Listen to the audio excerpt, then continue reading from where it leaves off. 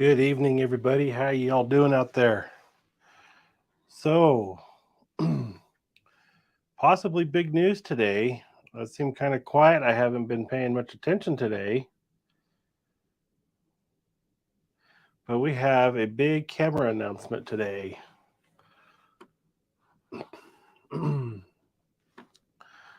We will be looking at some of these new rumors that Sony has announced. It says on July 12th, Sony will announce the new A6700. After that, we will get 3 new full-frame E-mount cameras within 4 to 5 months. One of them is a Sony A9, which sources told me will have the fastest autofocus, fastest readout, fastest FPS of all mirrorless cameras on the market now. They still have no final specs. This is going to be, so they actually announced an A6700 today, and I have not been on anything at all today. I've been busy at work, and I have not seen anything pop up. So let's go in here and see what we see.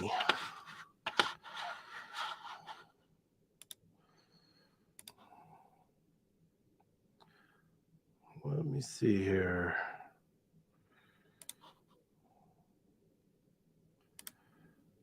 I want to make sure this is working because it would be really bad if it was not.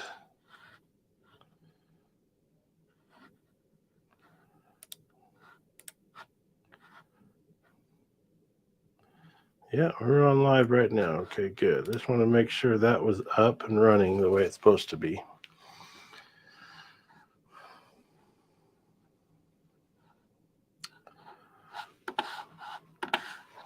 I need to fix this setting because it's driving me crazy.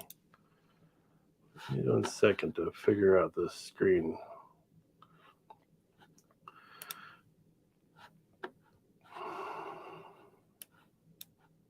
There it is.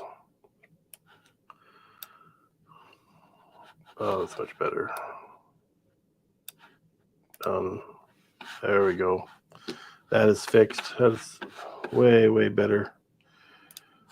I'm running a dual monitor setup tonight, so hopefully you don't know what you're doing. Now I'm figuring it out here. This is like last minute setup stuff here. Been scrambling the last 10 minutes. All right, let's see. I'm going to send you a link so you can join in. Let's see here. I've done this. I've lost my screen though. I'm trying to find it again. Did it close it? I think it just closed it. Move to a new tab.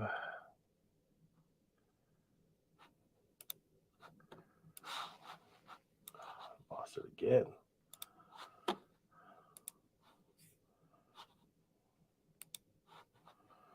It's like, give me just a second to get this thing fixed up. Why is it not doing it now?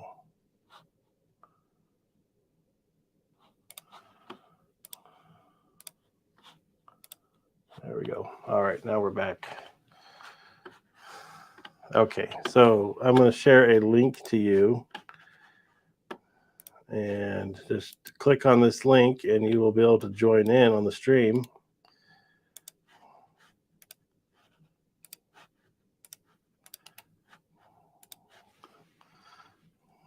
There's a lot going on here. We've got multiple things happening here. This is and I was just on B&H ordering that thing right before. I got to get it ordered.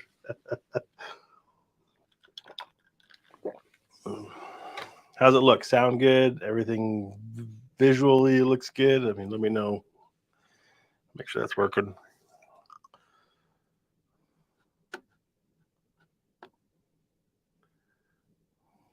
All right. So, I don't know if you saw the news today, but Sony announced the A6700. Is that true? I gotta Google this.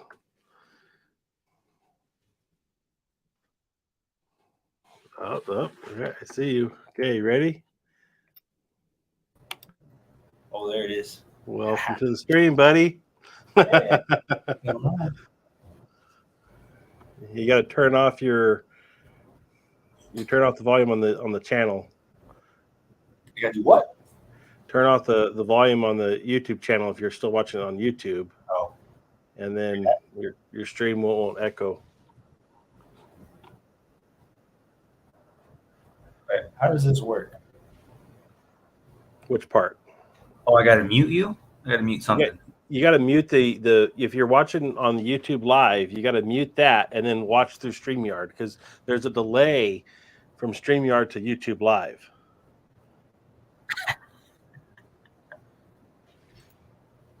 Oh, this is. Wait a second here. Oh, okay. Better? Yeah, I don't hear any echoes now. All right, there we go. I got it now. I was just Googling the A7R4 streaming. Oh, I think you can do it. I think you can do it. You can There's do a guide it. for it. Yeah, it's pretty straightforward for the FX30. I don't know what the R4 would do, but I'm sure it does it. I mean, obviously your feed looks crispy. Mine's all bleh. How's it sound? Sound as clear as you can be. Sounds good. Nice. That's cool. That's cool. So we went through the whole day without knowing the 6700 was announced. When Malcolm was my boss for the world to see, he bought me this shirt. I like it. Did you plan that? It's on the record now. So how did we go through the whole day without talking about an A6700 release date? Did it come up today? It came out today. New Sony A6700 and new 7200G lens rumors.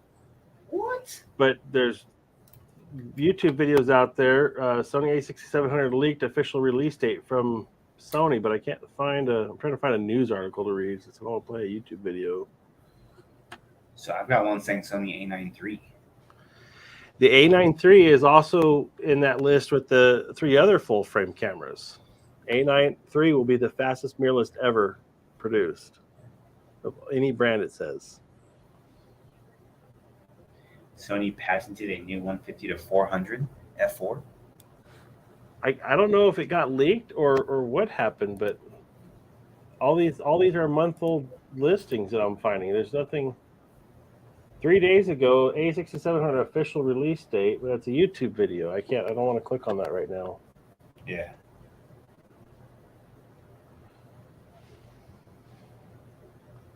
But anyways, that'd be interesting. So let's dive into some of these rumors. I'm going to get back onto my rumor mill here. So, let's see. It's not June 12th rumor. Sony A9 will be the fastest camera ever made. Let me see. Can I click on this article?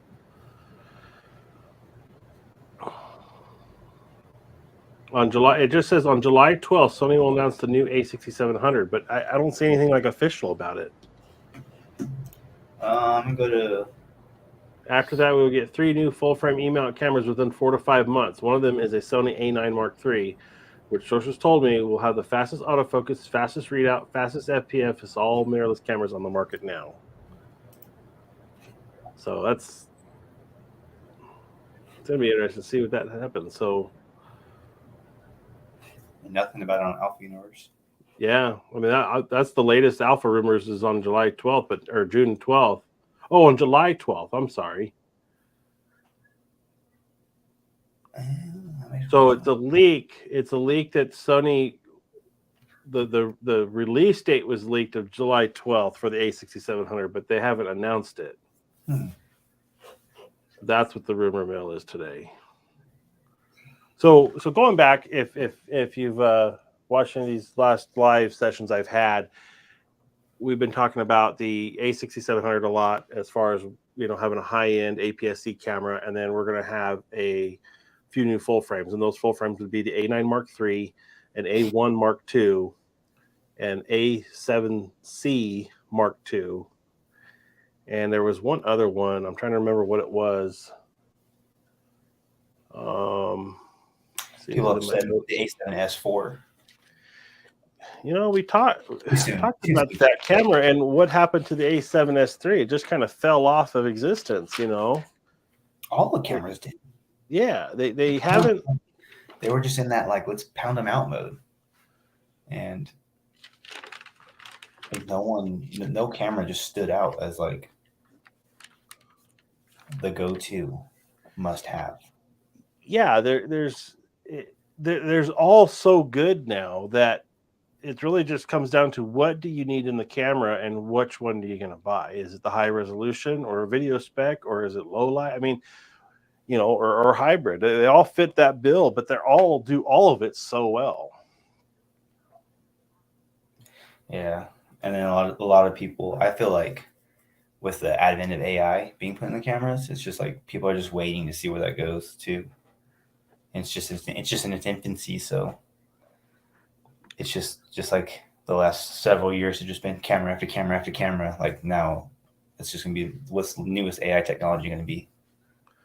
Right. Yeah.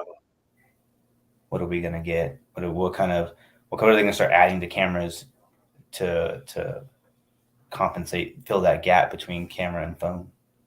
Because camera phones are just getting so good. Your video feed's frozen, Daniel.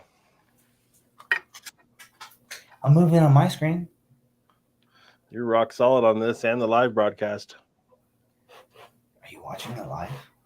No, I check it. I'm in the live check to check it. Let me see.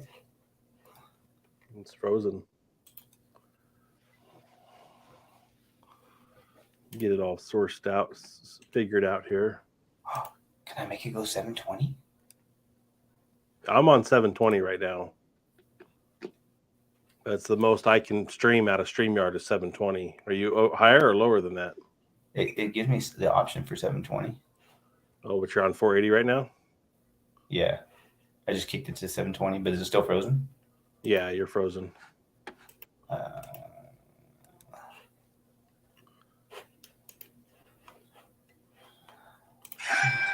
come on.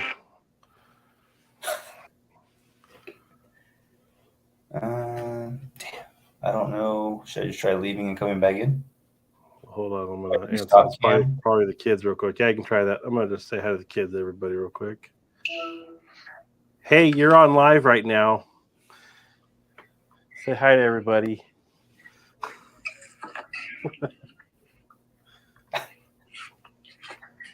Moving again? Yeah, there you go. That's working. I'll call you later, okay? I'm in the middle of live. Okay? You're not talking. All right. Talk to you later. Love you. Man.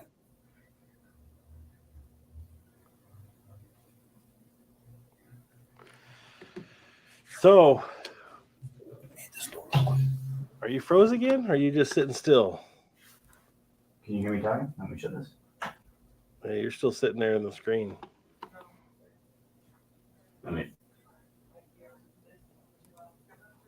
No, good. Working through some technical difficulties here. No, we're good. Oh. I figure out why you're frozen, man. Is it something else? Is it still frozen? Yeah, Did here, it let me try. I can okay, let me put you up on solo. Yeah, you're froze.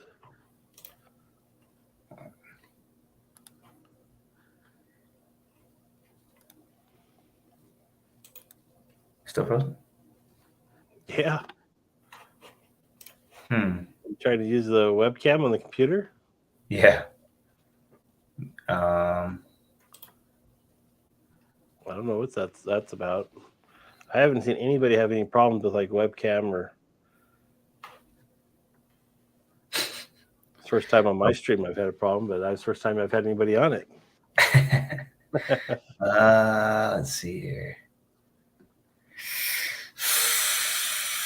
Let me. What is this?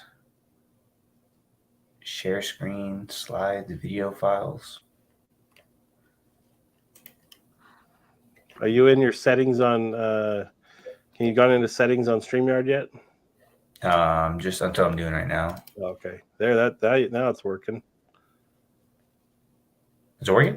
Yeah, you're. It's a little laggy, but it's there. It also says, "Are you hardline or are you Wi-Fi?" I'm Wi-Fi. I'm gonna leave it. Seems not expand. I'm not gonna expand it. I'm just leave it. Seems like it's working right now. Yeah. Seems like it's playing okay. So let's get back into the cameras. What of all the new models, what probably excites you the most about what's coming out? Maybe?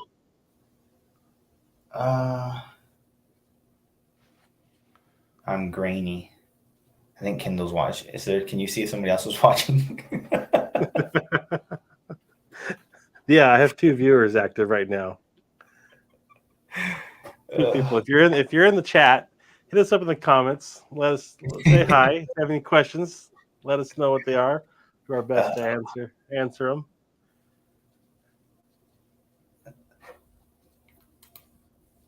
Wait a second. So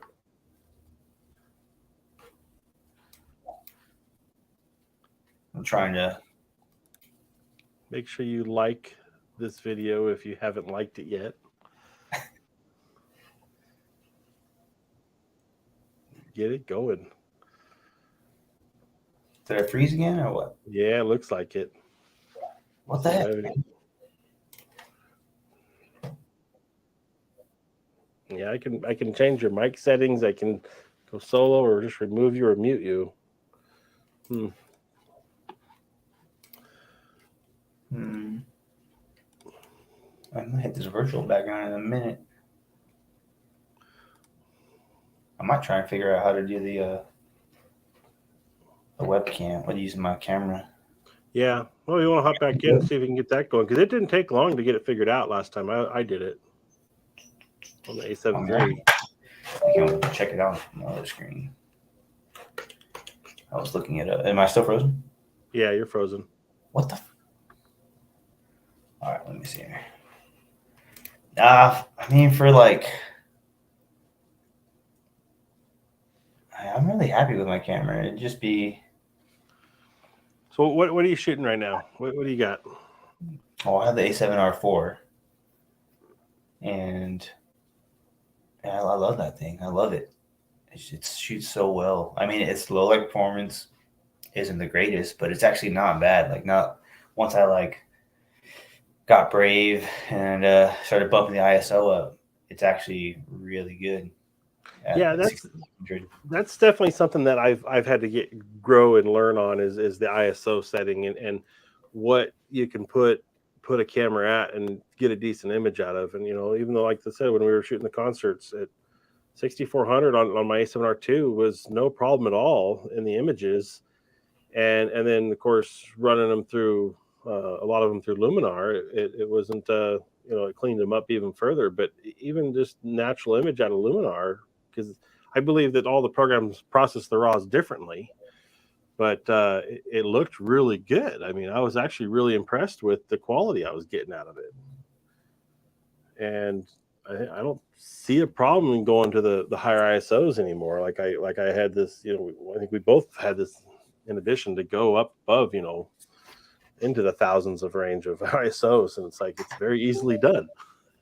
Yeah, I mean at 6400, it looks great. A little bit, some minor tweaking in Lightroom, take some noise out, and it looks fine. It's just like when we started, that was like this thing, like the stigma, like don't raise your ISO. Yeah, stay at 100. Stay at 100. Yeah. It's just you're gonna have the worst images ever, and that just stuck through all the different camera bodies I've had, and finally just went for it. Yeah. And I wish I would have figured that out sooner. Yeah, I mean, it definitely makes it easier to shoot and get better images, and you get a better usable rate out of your images when you do shoot a higher ISO. It's interesting because I got all the photos from my wedding photographer as part of the release, and I got all the JPEGs. I didn't get his RAWs because he shot that on a Canon 5D Mark II, I believe. It might have been actually 5D Mark IV, maybe. It was one of the, there was a 5D something, and I thought when I got the images, and at first he wasn't that great a photographer. I didn't think he looking back and what I've learned since then, it's he was taking pictures of us with half shadows across our faces, or half of us lit in a shadow, half of us not. Like he wasn't seeing the full composition of everything, and that's all stuff at the time I didn't know about. And I love my wedding photos. They look great, but the quality of the actual compositions is not very good. There's some really good ones, but the majority of them weren't very good. But the other thing I found interesting, as soon as it got dark, he shot every single image at 25/600. I mean, he was maxed out on that camera. And it's like, really? But at the same time, one of our favorite photos was almost a behind the scenes photo he shot at our wedding, and it's hanging in our house on a big 16x20 or so. It's one of our favorite images of the wedding night, because it showed the event, basically what we wanted out of it, and that's ultimately what we enjoyed was having it in our backyard and having the whole scene and having all the people that matter the most to us in that image at night with the fire glowing. And I mean, it's a great image, but it's image quality isn't that great, but it's hanging on my wall, and we love it. So at which point does that really matter to the end user, or if we're going to image quality? Because image quality, it's not a very good picture, but it captured the moment. And even at 25/600 blown up, I can tell who everybody is. It's not the greatest, but I know who everybody is in it, and it's just a cool photograph. So it's definitely possible to shoot at the higher ISOs and get away with it. Yeah, for sure. But I think seeing some of the technology that's in cell phones, where they take multiple images and just stack them for you to give you like almost an HDR photo. Mm-hmm. I think that would be cool. Just to kind of help out a lot. So it saves a lot of work in the post processing if you kind of had that ability. Right. Yeah. I mean, hopefully we'll see. But it's just like, how much further can they go? I feel like. Okay, so one of the things we haven't discussed, and for those of you who don't know, Daniel here, is we do work together at our full-time day job, and that's where the majority of our time is spent. But we do get to try to hang out and do some photography stuff, once or twice a year, when we get the chance. But we sit at work. If we're not, working fully, we're talking cameras usually. So if oh shit, I forgot where I was going with this, dang it. We haven't had much time at all in the last 2 or 3 weeks to talk, but did you see the keynote from Apple? Did you see any of that stuff that came out? I know you're not an Apple user, but did you see any of that? The only thing I've seen from that is, I don't even know if it's what you're talking about, but there was when the glasses came out. Mm-hmm. And then there's been some stuff on social media about how when they showed the price, there was like a gasp in the crowd. I thought that was pretty funny. That's all I've seen. I know they launched that new iPad Air, the 15-inch. Right. So they released that Vision Pro. Those are the glasses, all right? Oh, and the Vision Pro, it's $3,500 for a pair of glasses you put on your head. It's got spatial audio speakers, which you can probably imagine sound pretty good next year, considering like how good the MacBook Pro laptop sounds. You're right. Yeah. And it's wired to a battery pack that you got to like put in your pocket. And the glasses are fully covered your face, like they cover your eyes, and then it has a window with a video screen on the front that simulates what your face looks like in the video screen. So when you're looking at somebody, they see your eyes, but you're looking at 2 high-resolution video screens. Now, these video screens are about 1 inch square in size, from what I read. And they have the pixel density of 64 pixels in the space of 1 pixel on the iPhone screen. So What? these are like 1080 screens or something on the iPhone, I think. And they packed 64 pixels into 1 pixel space on what the screen is. And it's like better than 4K quality on the glasses itself. And they have, when you put them on, it's got the cameras out in the front. So when you put them on, you see your room that you're in zero latency. You can manipulate objects and pick them up and see everything in a full 180-degree field of view, just as your normal natural eyes would. But what's interesting further is that it's that augmented reality put into the video itself. So all your app buttons, if you watch a video on it, pop up, and you use your eyes to manipulate and control the screen of where you want to work or what you want to click on. And then apparently to make a click selection, you wear I guess they have something on your wrist you wear, and you tap your fingers or something. I saw something about that, yeah. And that's how you manipulate or select in the video feed. And but it has the ability to, you can watch a movie and have your screens floating out in space in your room environment without monitors. And I guess you can turn your head and the screens will stay where they're at. They don't stay with you, so you can place them. You can drag them with your hands to make them bigger, so you can watch a movie with, this massive, like 100-inch or bigger screen in front of you, or the whole entire vision. If you're watching like on an airplane, you can, mute out the visual around you if you want, or darken it. You can change it, like you can make the ceiling at night in your house like the stars, or if you're wearing them. So, it's the way I described it. It's straight up Wall-E, all 100%.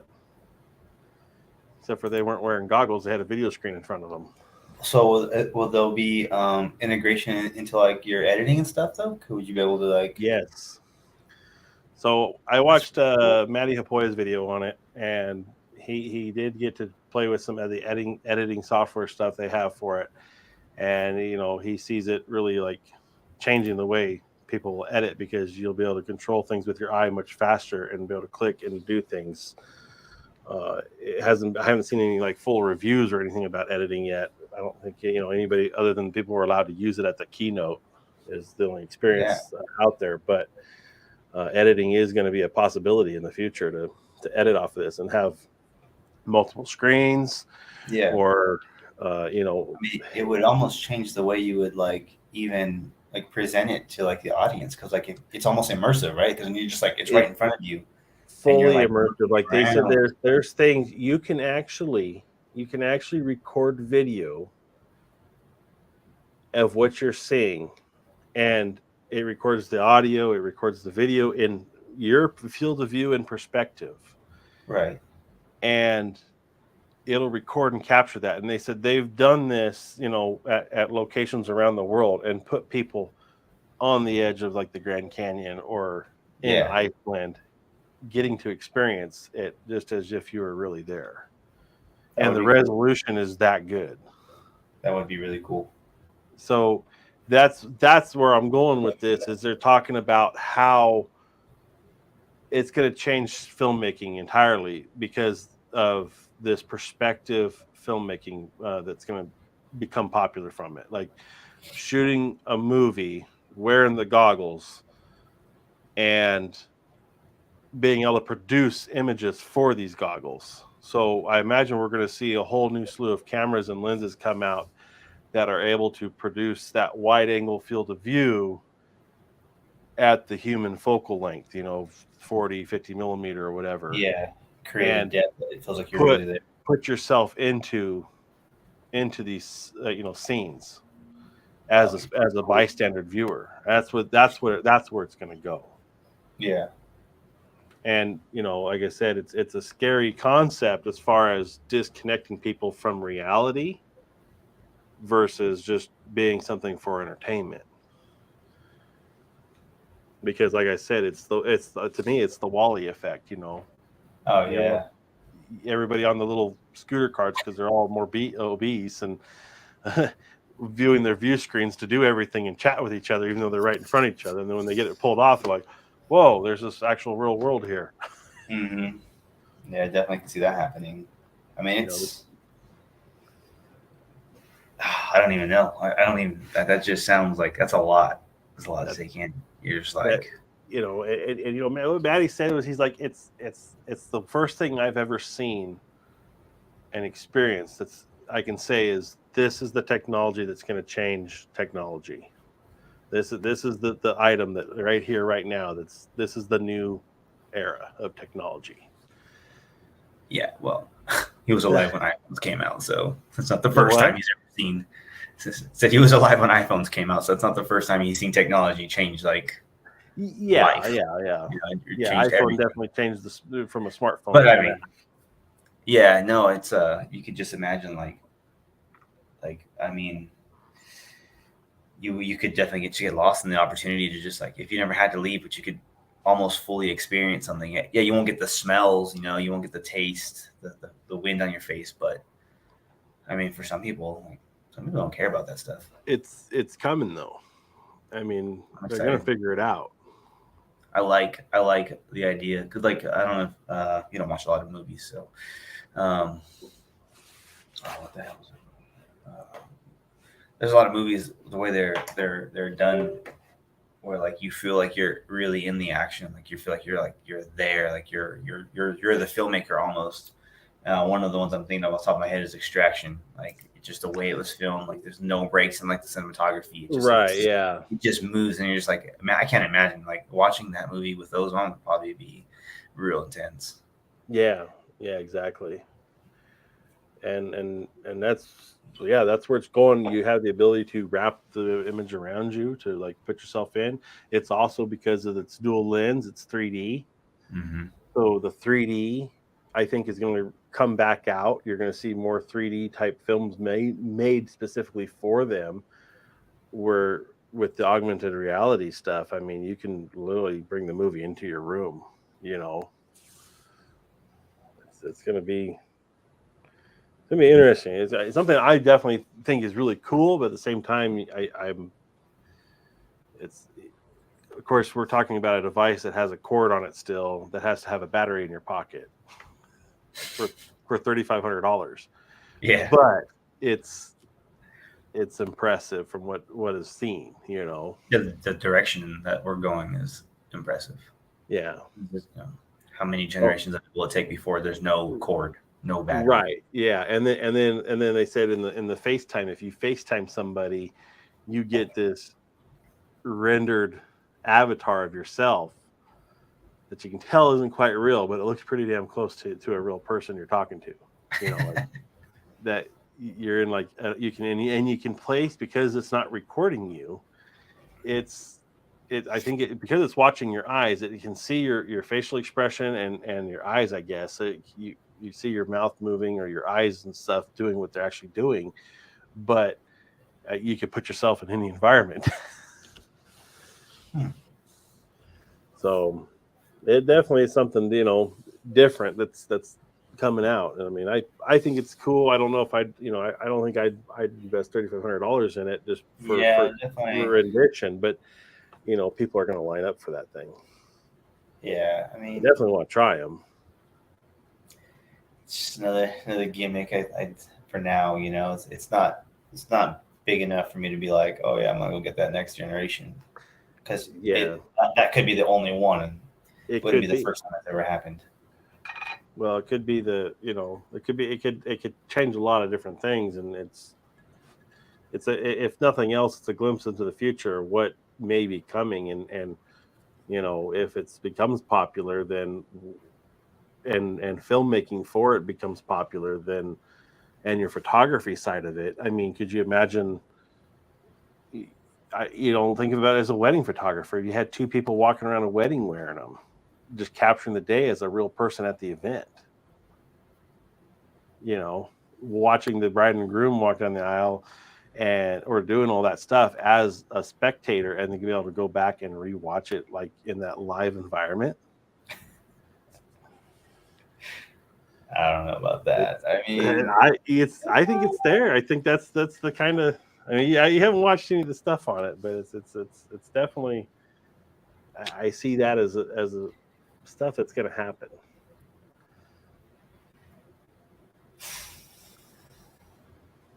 The problem is to capture those, like as you say, it's for your own personal experience. To capture it, you have to be wearing them, and you're watching the digital copy happen. You're not seeing it live. You know, just like when you're filming something on your phone and you start watching it, live, you stop filming. Yeah. Or you just watch your phone and you're not experiencing it. And you're not there experiencing it. Yeah. As you're worried about the framing or whatever it is. Right. Yeah. You're working and you're not trying to, just to be living in the moment for it. It's too much for me.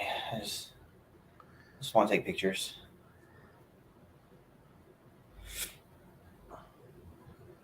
Dude, speaking of which, so we went to Dallas this weekend. I don't pull out the 85 as much as I want to. Usually it's just like I'm in a tight spot. There's not enough room for me to get good shots, the shots I want. But we were like at this little, like a drive-through zoo. Mm-hmm. I was able to get the 85 out and get back and take photos of everybody feeding the animals and stuff. Man, that thing is so sharp. It's just, I don't use it enough, that's for sure. Yeah. I forget how it's been nice having the 2470, the Sigma, and then just the range, being able to just in and out, wide shot, zoom in, just like that. But right, the 85 and the 55 are so good, so good. Yeah, both of those are incredibly sharp lenses. The 85 Mark II. They need to make an 85 Mark II, and it's curious they haven't, because I think they're trying to make it to the 1.2. They've got to. They've got to make it a. What they really need to do is they need to make an 85 Mark II or an 85 1.2 new lens, okay, and then release a new 85 1.4. With updated autofocus motors, a Mark II of this lens essentially. And if they can make it lighter or smaller, do that. To kind of line out with the 14 to 50, the 50 and the 35. 14, 24, 35, and 50. Put it into that little package of a group, because the 85 1.8 is already kind of in that group sizing, I think, and it's they or just make that the GM lens. But yeah, I mean this lens is incredible how good it actually is and what it can do. It's a big chunky lens. I just forget, I remember when I first started, I think it was like I'll never own a zoom lens. The primes are so sharp, I would never go to zoom. And then 5-6 years later, I forget it's probably what 5 years later, got that 7200. And I was just blown away how good it was, and how nice and how convenient it is just to have that range, and how great it was for portraits. It's just right. That was the beginning. Yeah, it definitely does help. But I haven't gone back to the some of the primes again, because I really haven't used them at all. It's nice carrying 2470, 7200. But I grabbed the 85, 55, and 35, and was using those in Dallas, and I was just like, man, there's just there's definitely an image quality difference. I love it. I love them all. Yeah, I've got the 24-105, and I love the versatility of that lens, being a zoom and constant f4 aperture. I do enjoy it, having that, and the images it produces are amazing. Especially you get into the f8 range, and you do long exposures, or it's probably. I still say the 24 is my favorite of all the lenses I got, but the 24-105 is probably the next one. And even though I got the 85 still, I question, why do I have this lens still? Pull it out once a year. It's it's dang good for what it is, but it's a beast of a lens, and it's a lot of lens sitting here that I don't utilize when there's so much more I could be doing with what the value of this is worth, or whatever you want to consider it. Like I need a wider angle, lens, or some other stuff, but it's just still here kicking. Yeah. So if you're joining us in the live stream, hit us up in the comments with any questions you have for Daniel or I. And if you want to join us, follow the link in the comments and join us live.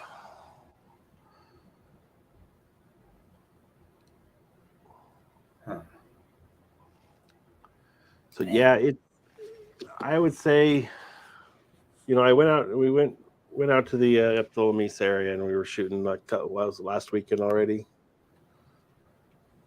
Well, it's been two now. We've had another weekend, so it's been last weekend. But just some of the macro capabilities of this 24-105 at 105 with the shooting R2, of course, where you have the high resolution to really crop in. I mean, let's see. Did I actually? I can share this to you. I can show it to you. I can show you the image I took. Trixie Gaming, what's cracking? What's going on? This is been a while since I've seen you in the chat room. Yeah, man, I gotta step out for 1 minute. Okay, no problem. Let me get this picture up I shot and show what. Let's see if I can find it here. Trying to dual screen this thing tonight. Let's see. Find my files.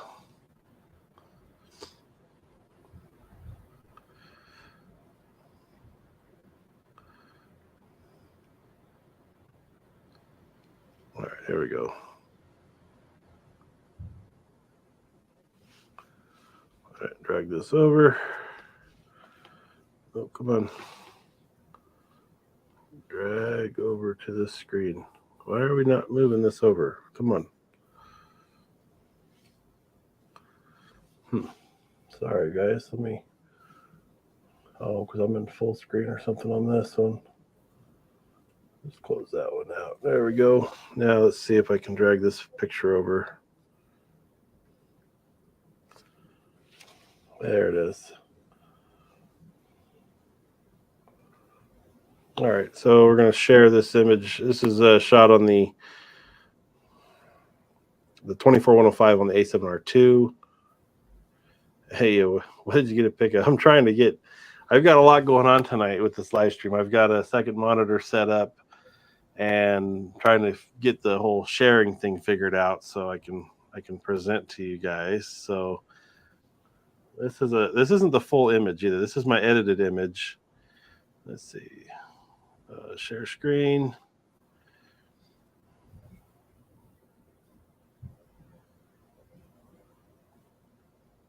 Where's it at?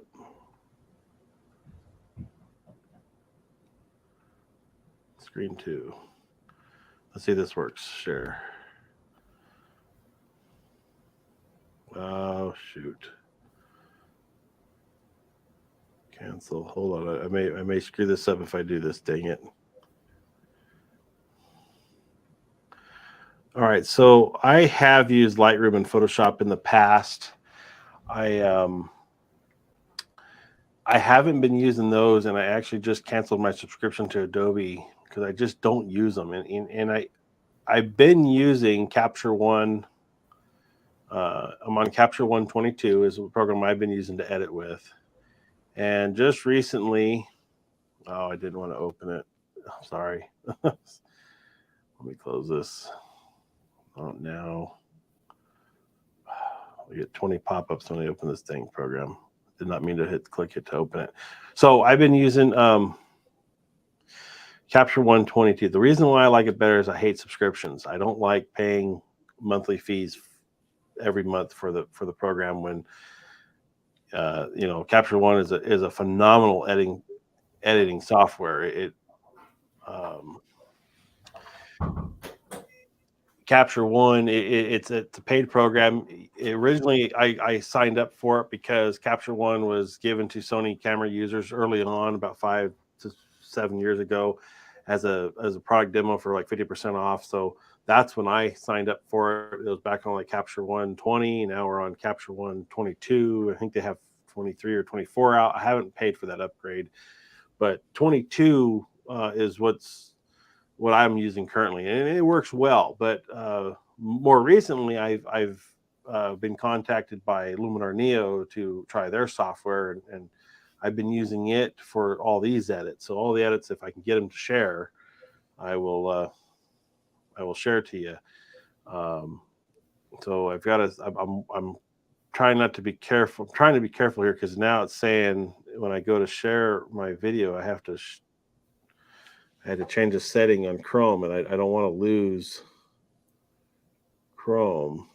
So entire screen, screen 2, share. You use DaVinci Resolve for video. What? Say that again. He asked what you use for video. What about for video?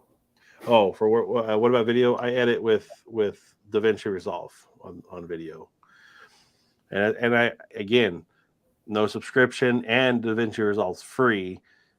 They give you a lot for the free program. You can pay for their studio version, which gives you some higher end features, such as like I think the most common thing I would want out of the paid program is the denoise software. But there's ways to do it in the program. It's more complicated because you got to manually do it, but you can do it if you absolutely have to. You can do it. But the studio version is $300.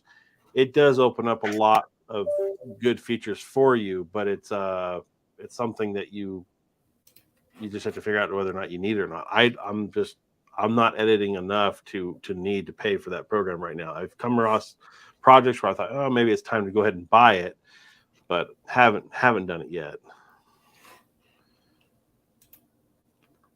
Yeah, see, I'm worried. I had all this all set up, and it's asking me to leave site, and I'm worried that if I do this, it's going to close out this live stream. So I'm not going to do that. It wants me to restart Chrome, so I guess I can't share this with you. So let me see here.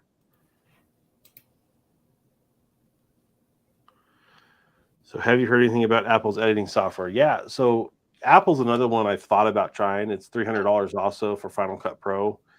And I've heard nothing but good things about it, especially using like the new Apple Silicon. But DaVinci Resolve came out with the updates for M1 and M2, and I haven't had any problems with DaVinci Resolve. Now, I've never tried Apple software. I haven't ever bit into it or actually tried it. I have tried Premiere, and it's a little bit different than DaVinci Resolve.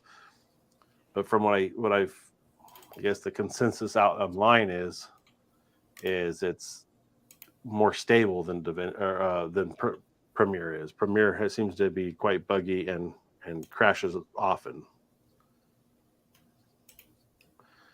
Yeah, Final Cut Pro is their software.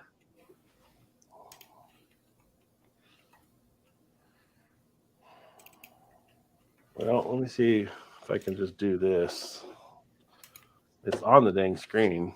It won't. And I did it earlier before you got here, Daniel. I actually tried to share the screen and it worked.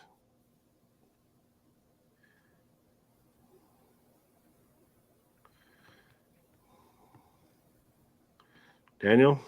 Yo, I'm here. Get the question here for you. Oh, I missed. I'm going to be messing with this. I'm going to try try to shoot Sony. I shoot the Sony 7R4. Malcolm shoots the has an FX30, and then a 7R2. Let's see if I can get this one more time. And then my boy has a Sony A7S3 and an A7 III. Still.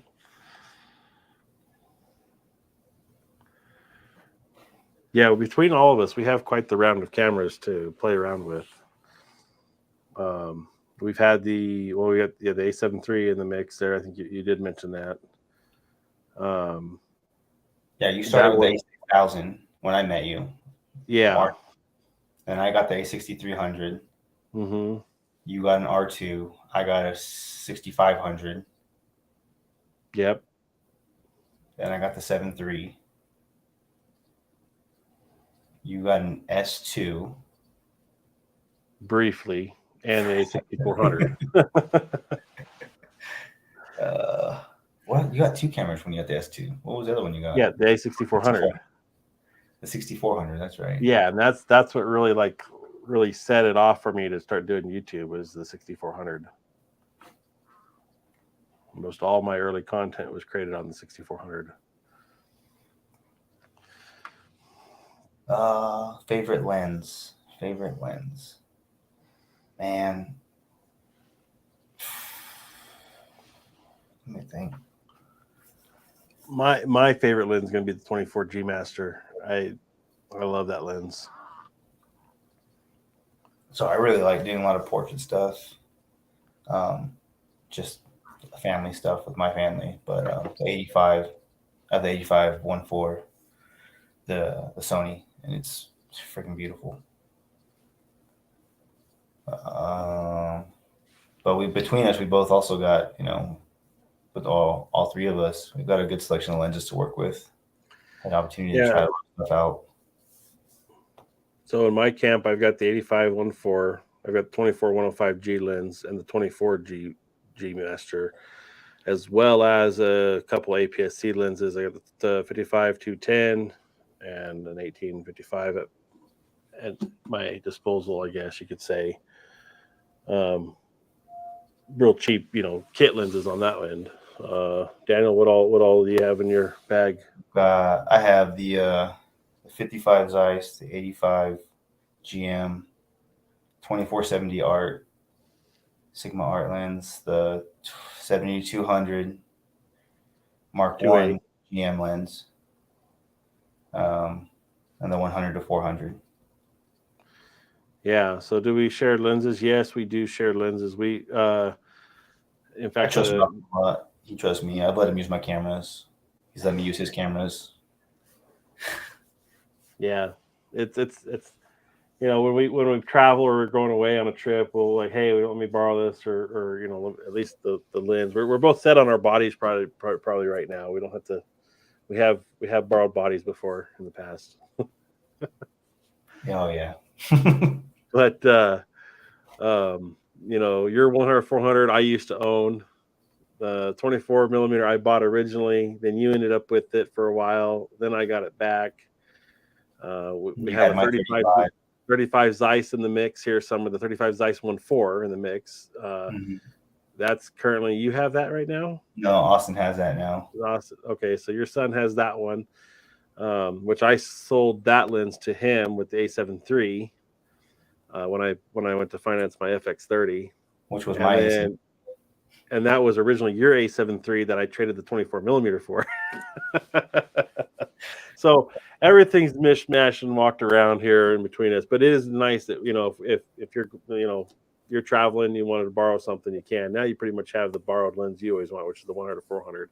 That's definitely always the one that wants to go, and I've borrowed it back. I went to Idaho last year, and I need the 100 400. So do you guys shoot the same type of photos? That is a no, we do not. No, yeah. So I'm more into landscape type portraiture, macro work. I like doing that kind of stuff, and then about the only common thing we shoot is astrophotography when we get the chance. Yeah. If you go back on my channel, onto the Seeking Darker Skies series, you'll see that's where Daniel appears in my channel for a couple of episodes there that I've done is the astrophotography. We do get out to do that, and we got to get out this summer, I think, to go to Trinidad or something. It's been too long. Yeah. And then I shoot more portrait stuff and family photos and cars. I like car photography a lot. Yeah, that's definitely something I'd like to get into the car stuff. I haven't gone with you guys to Dallas or anything to the car meets where they're doing all the big big car shows where the high end cars are at, the McLarens, the Lamborghinis, Ferraris. But definitely something I need to go out and do probably. But it's time. Mm-hmm. But yeah, we definitely shoot two very different genres of photography. We have, I think, similar tastes in it as far as what we look at in an image, and we are technical aspected, I guess, in the sense that we're our own worst critics, because we'll be like, hey, look at this great image, and then I'm like, oh, this is trash.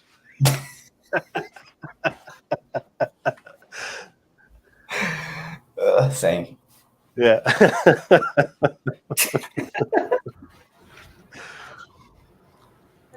Well, cool picture of a building, bro. Yeah. What do you shoot? What do you take pictures of? What are you shooting on? Gaming? Trixie game? Just while you guys figure that out, I'm going to just move this over so you can kind of see it, hopefully. Since I can't share it. Oh, you can't see it. It's not very good. Okay. Huh? Oh, that looks good. You can see it. Can you? Here, let me go. The butterfly's blown out, but yeah, the butterfly's showing blown out. Let me go to full screen here. Nice. So you're shooting on 6400. It's pretty well detailed, but a little bit of both. I gotta figure this out. I don't want to kick myself out of Chrome because it's running the program here.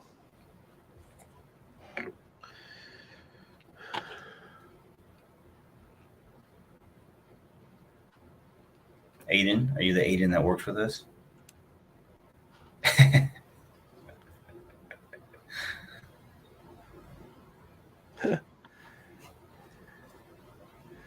Yeah, we actually have an Aiden working with us.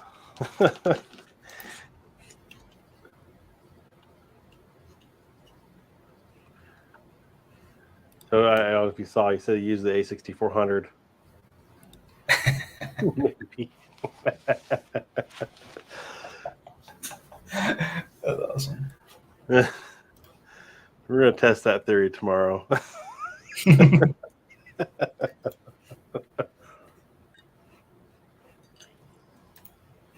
Let's see here.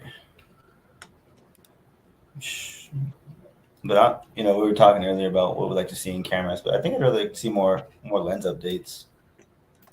1635 update, 85 needs an update. I mean, we didn't. Did you mention Austin's 20 to 70? Yeah, Austin has 20 to 70. Yeah. No, I'd like to see more lenses released, and I still want to see, especially now that I have the FX30, I'd like to see more high-end APS-C glass release. It's a lot smaller, lighter weight. They released quite a bit, especially in the wide-angle stuff. With the FX30 launch, knowing that they would need that to fill that void there, because everything's covered up on the telephoto side of it. But I'd like to see some more higher-end, either prime lenses, or even I'd like to see some like a G Master series lenses made for the APS-C. And is it necessary? No, it's really not, because you can use the full frame variant. But if you can make a lens half the size because it's APS-C instead of having the big full frame, then I'd be all for that. Yeah.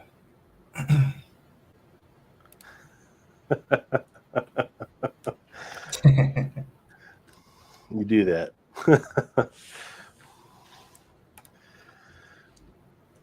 Yeah, I'd like to see. That's what I would like to see them come out with. And they're just now releasing the 70, the 200 f4 Mark II G lens, and that lens is going to be smaller and lighter than the original, and the original was already small and light, I thought. So, and it'd be internal zoom still. That's going to be one I definitely am going to be interested in looking at, probably, because I'd like to get something that to complement the 24-105.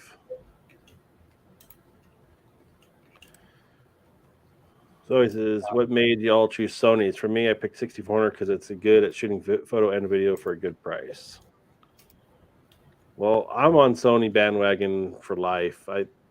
I've been with Sony with just about every product I own growing up, and my dad was a huge Sony fan, and he still has. I mean, I think he's actually on a Sony phone now, but he's every TVs, everything, computers. When they had the Vio lineup, we were on Sony, everything, and we've had Sony digital cameras forever.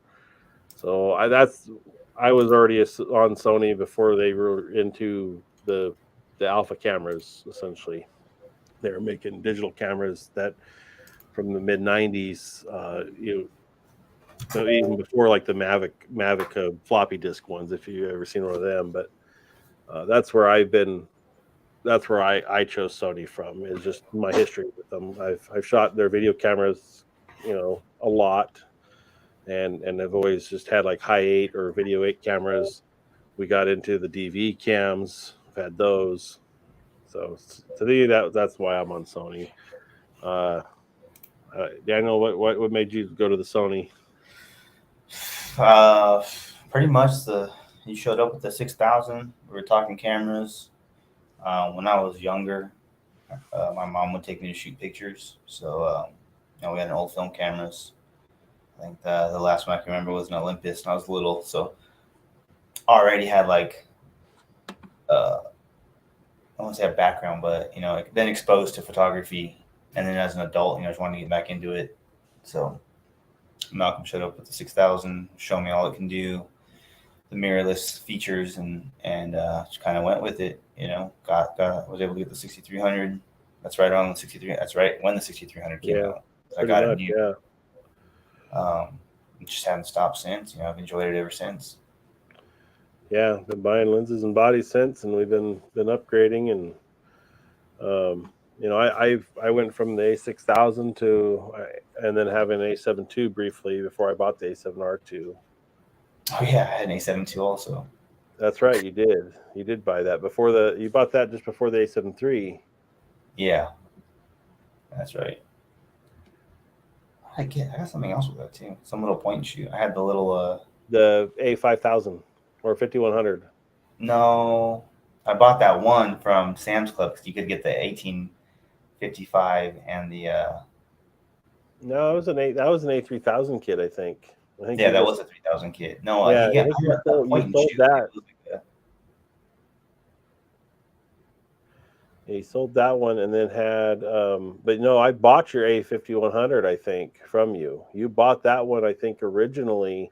Oh yeah, you're right. Before the 6300. That's right. You're right. And it didn't have a viewfinder, and I hated that. Yeah, it's hard using the bright light. Right. Malcolm he bought my old A7. He bought the A7 III off of me. Yes. Yeah, for the price of a 24mm G Master. Yeah. and then I started doing this video stuff more heavily, and I thought I don't need a 100-400 more than I need my 24 back, so I traded you the 100-400 for the 24 and the 35 Zeiss 1.4, and then I sold the A7 III and the Zeiss 35 1.4 to Daniel's son when the FX30 came out. Probably a little over a year, yeah, 2 years maybe.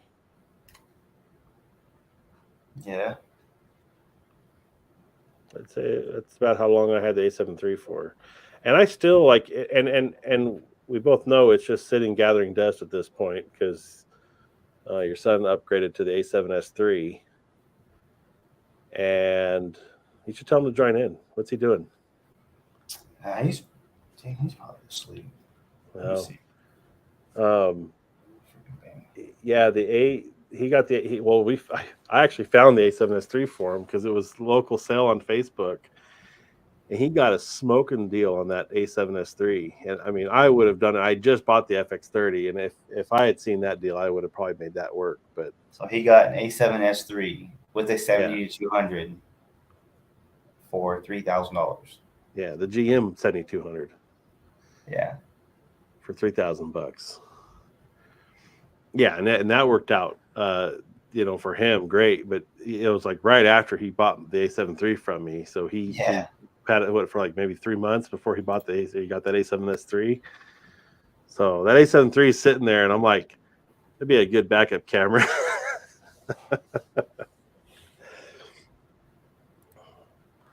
Do you like it?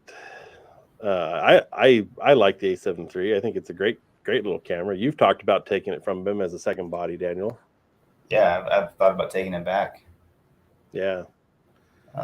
Buying it back from him just to have as a second body because it was super versatile. The low light was much better than the A7R4s. But you can definitely tell that skin tone issue it has for portraits. It's terrible. On the A7 III. Yeah. It drives me nuts. So the color science wasn't quite up to par on the A7 III compared to the R4. How much better is the S3? Well, it depends what you're doing with it, really, I think. Neither one of them. It's my son that has that, so. Yeah. We haven't had any really hand time with it. I mean, just knowing spec-wise with what it's capable of, the A7S III, it's the video low light king, hands down. The A7 III, though, is phenomenal. Footage at 12,000 ISO with the 24-104 G Master lens looks fantastic. I mean, you can shoot 12,000 on the A7 III, no problem, and get usable footage. Pictures, I almost never shot the thing for pictures.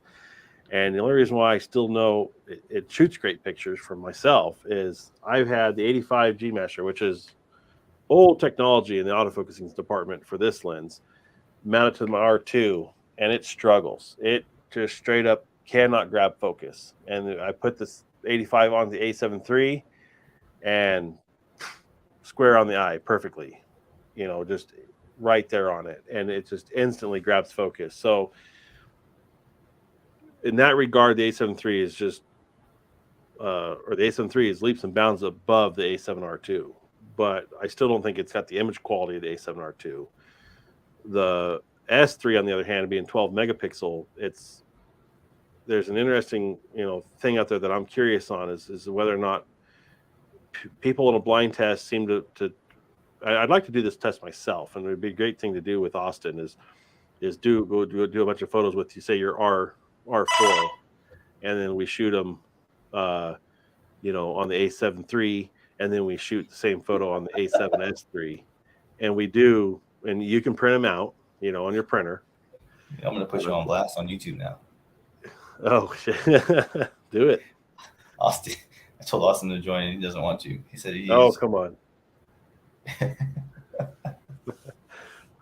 He can join in on the chat. He can just be vocal if he wants. He don't have to have the video going. Oh, this guy. But the S3 is 12 megapixels, great low light performance, but the resolution's not there. Now, comparing the A7 III to the R2, the resolution, you get to crop in, like when you zoom in with your little wheel on your camera and how far you can zoom in.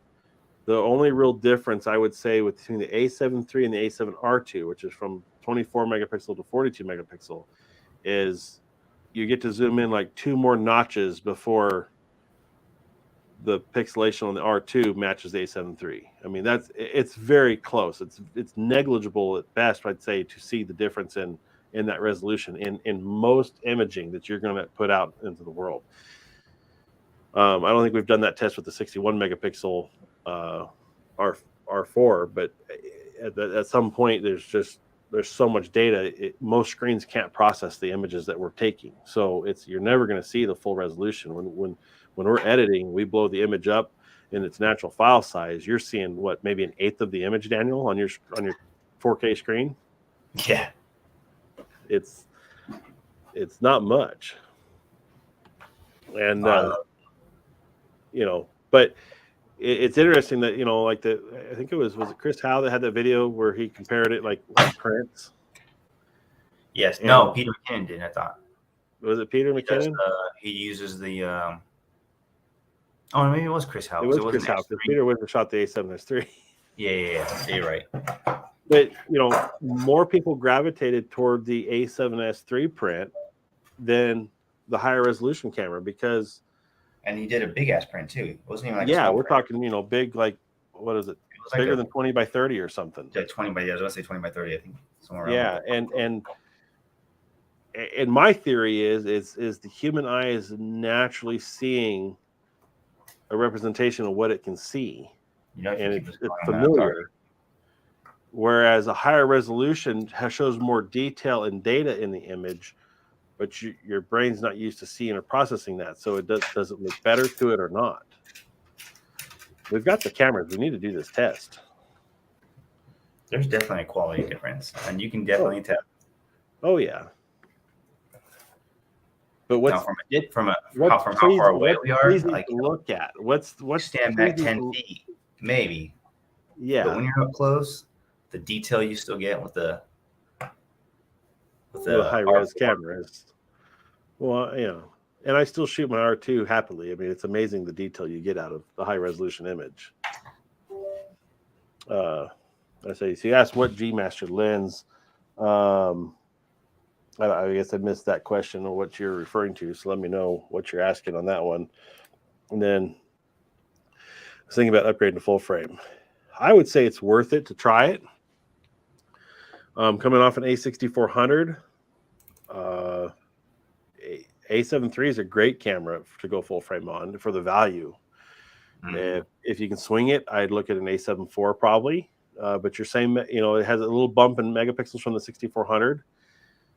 Beyond that, if you want to go to the resolution cameras, then A7 R2, it's dated. It's still a great, fantastic image quality camera, but it lacks an autofocus for sure. Even though it's on its own by itself, it's great. But when you start comparing it to the modern technology, it really is lacking. And then the battery situation. If you want to stay in the same battery as the A6400, the A7 R2 is the way to go. But it's worth upgrading to the newer batteries in the A7 III or A7 R3 or the R4 or any of the new ones. But then again, you're getting into that over $2,000 cost range if you wanted to buy those cameras new.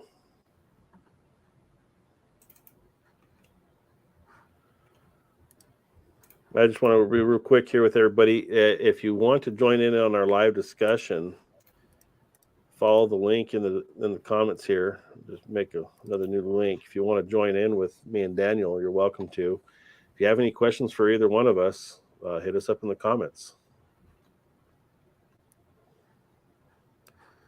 So going on an hour 12 already. It's doing good. We're moving right along tonight.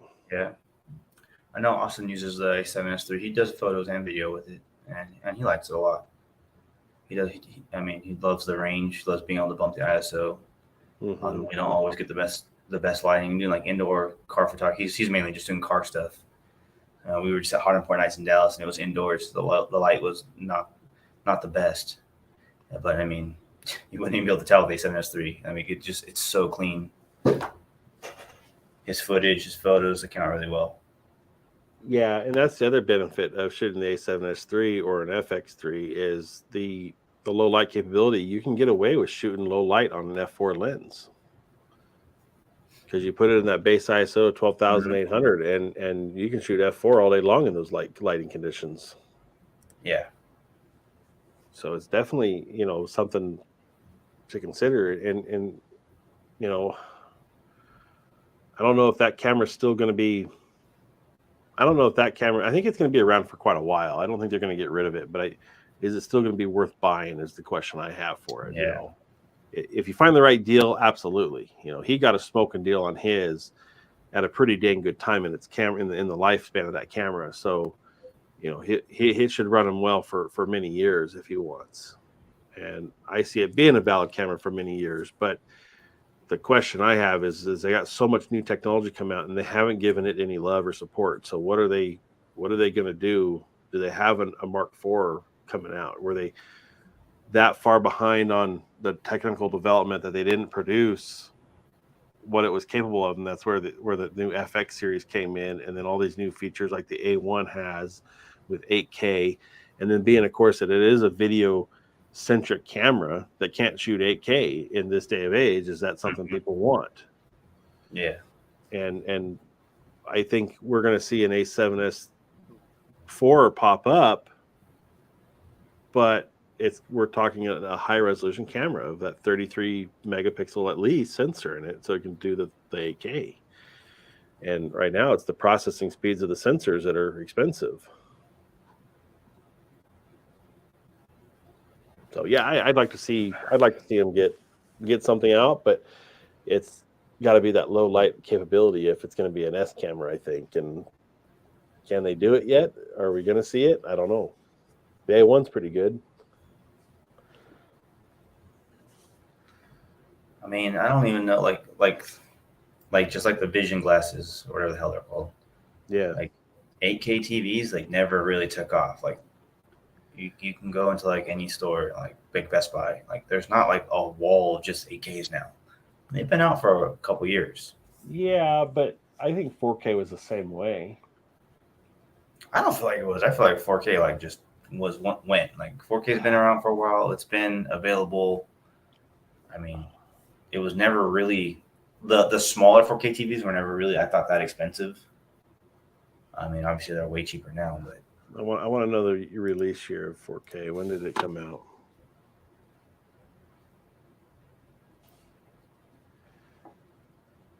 "2012, LG announced the first 3D 4K TV."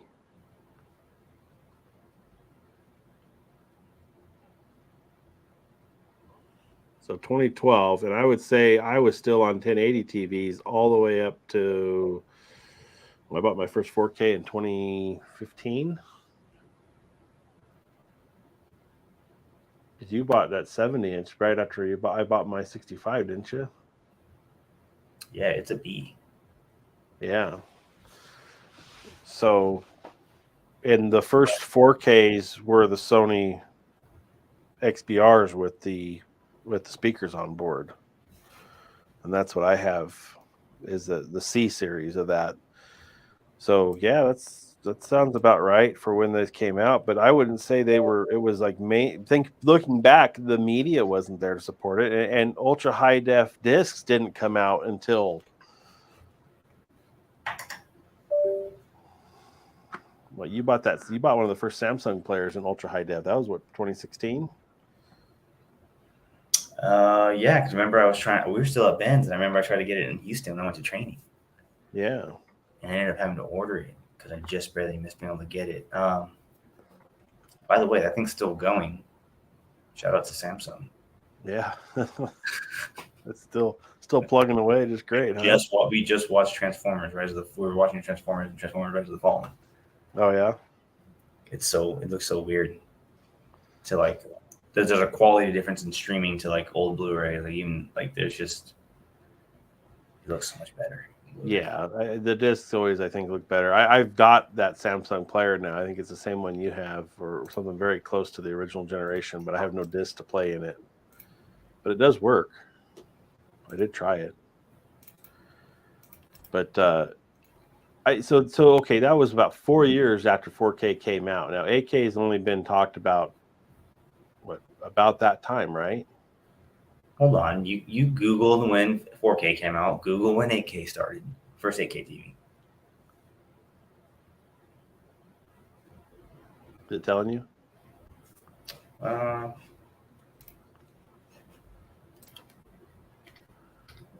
4K was August of 2012 by LG. First 8K launched.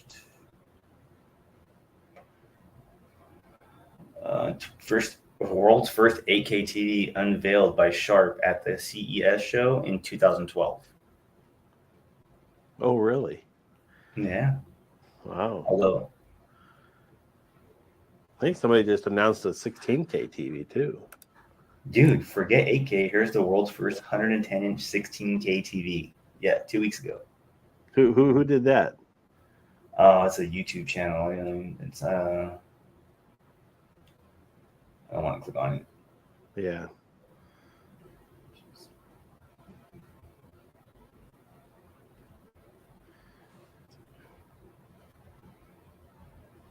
Dude, the big 8K TV, $60,000. Get out of here.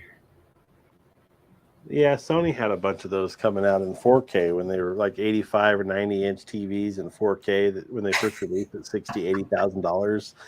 I mean, it's like Jesus, and they're only that big because they can get the pixel density on the screen mats down. You know.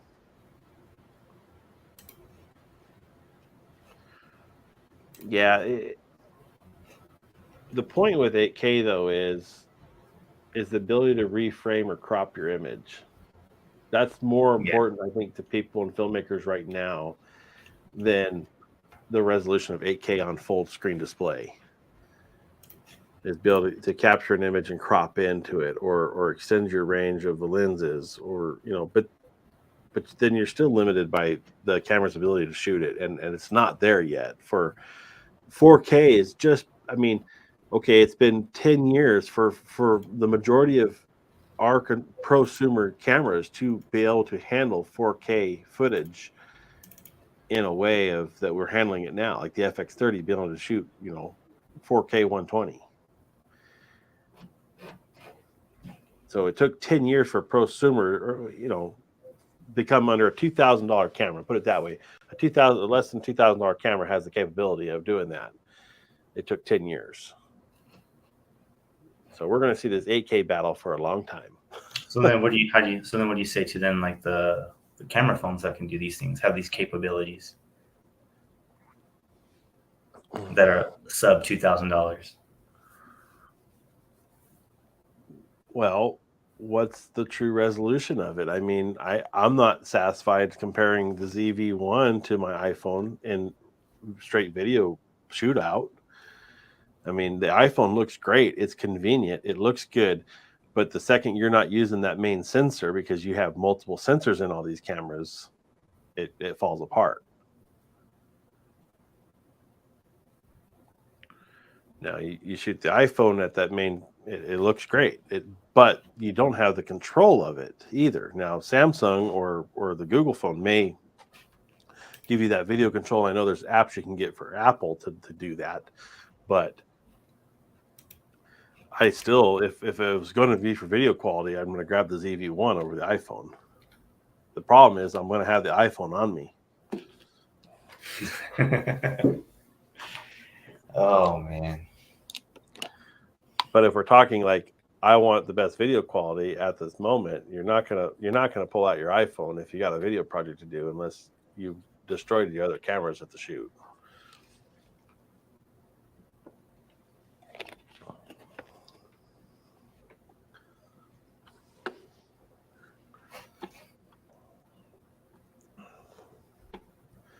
So if you're joining us right now, just let you know you can join us live if you'd like on the link in the comments. And if you have any questions for Daniel or I, you can hit us up in the comments with those questions, comments, whatever you got. Let us know.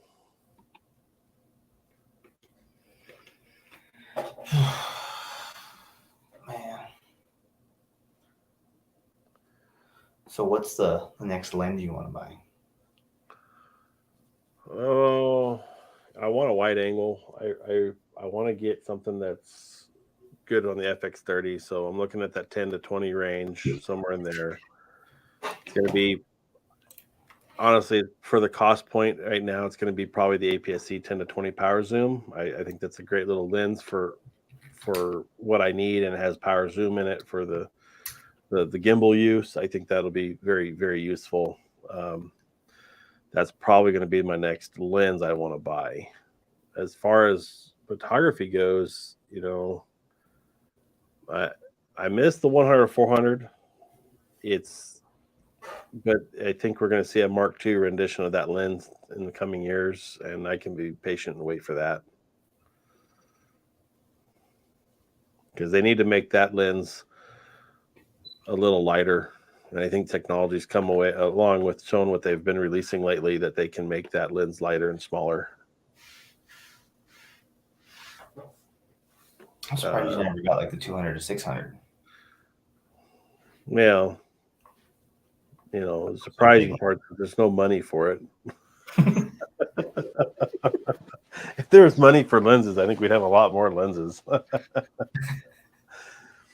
But no, I do. I right now it would be a cool lens to have, and I thought it would be. But the thing I don't like about that lens is the package, the size of it. It's a massive lens, and I think even when I had the 100-400, comparing it to that, I would rather carry the 100-400 because it is more compact than that lens. You know, that 200-600 is going to take up the entire bag length for one lens. Yeah. And if you have a reason for it, that's great. It's a great option. But I think I would choose the 100-400 still and put a teleconverter on it, even though it's a lot more money.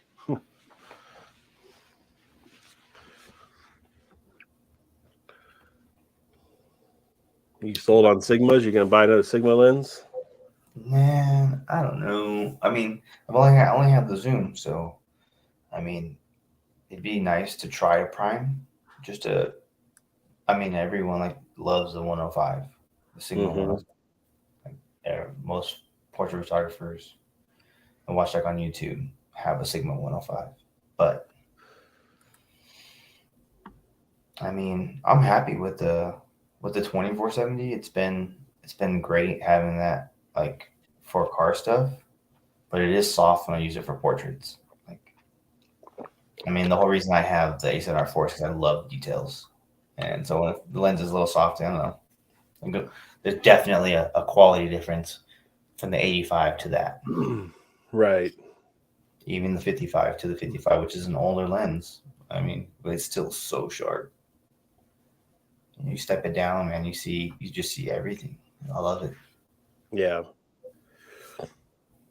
I'd like to get, I mean, it'd be cool to have the 51 too, but I would probably, since I already have the 55, I'd probably do like the 135.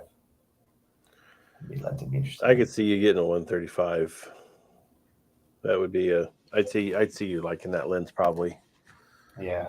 Especially out here where we have a lot of range room and you've got to destroy the background.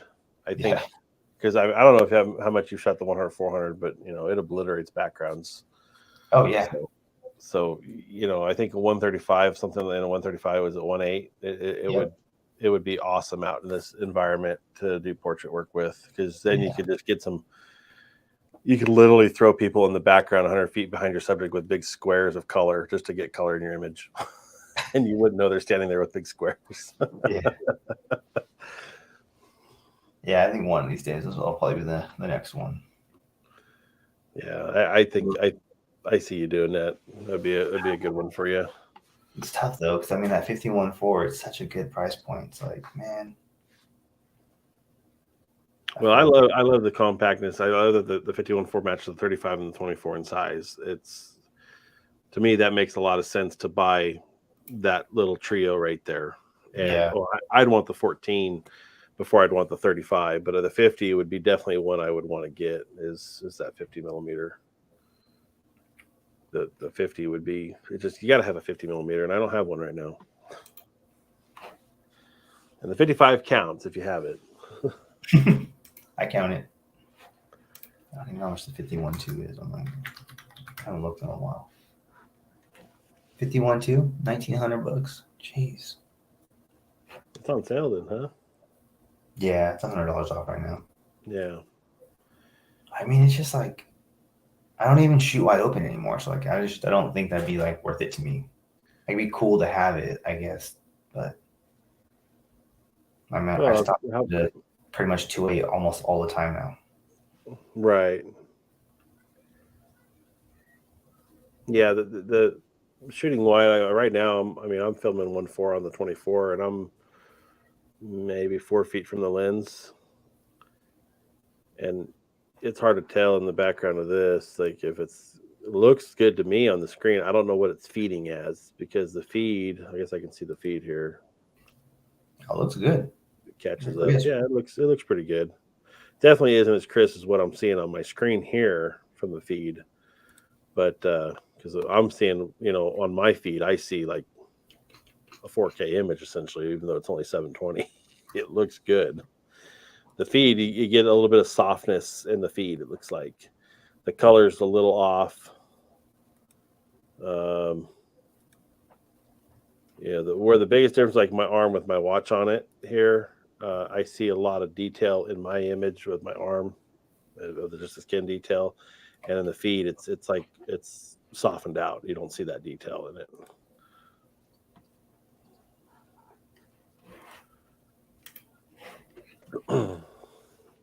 but yeah, I mean, shooting 1.4 on it in here works great for me, just because it's I'm having to be so close to the backdrop or the background, and I'm about just past center of the room, and the cameras, I could definitely shift everything over, but then you're seeing too much stuff, and I don't want to clean. I've set this up now where I don't have to clean the entire room just to film, and it works good that way. I've got, my desk is covered in camera gear and cables and cords, and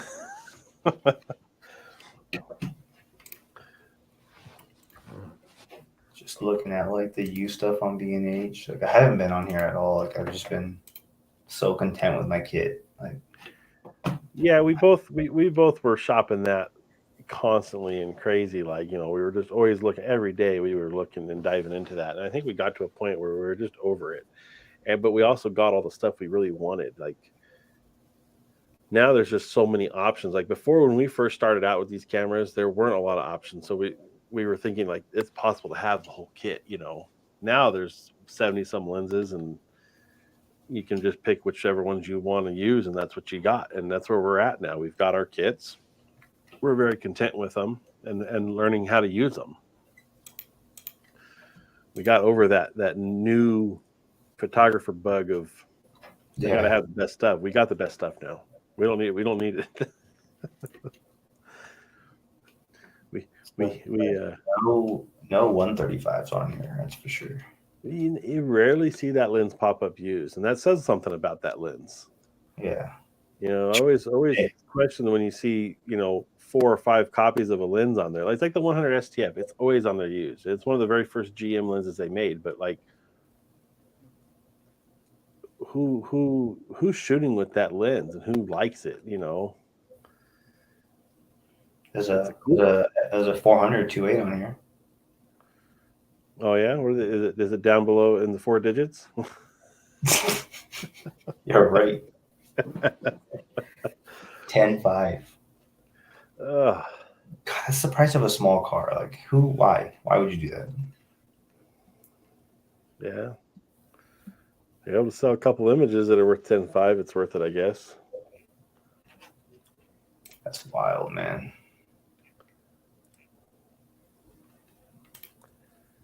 Yeah, it's definitely and then they had the 600 f4 too now. Yeah, the one I still want to see him release that I would be interested in having is the 300 2.8. I'm surprised they haven't done that. It's a very common lens out there, and they haven't done that one yet. And it's like, I know they're probably focusing on a lot, but that's one that I am surprised hasn't hit the shelves yet, because it's still going to be a $6,000, $7,000 lens when it does.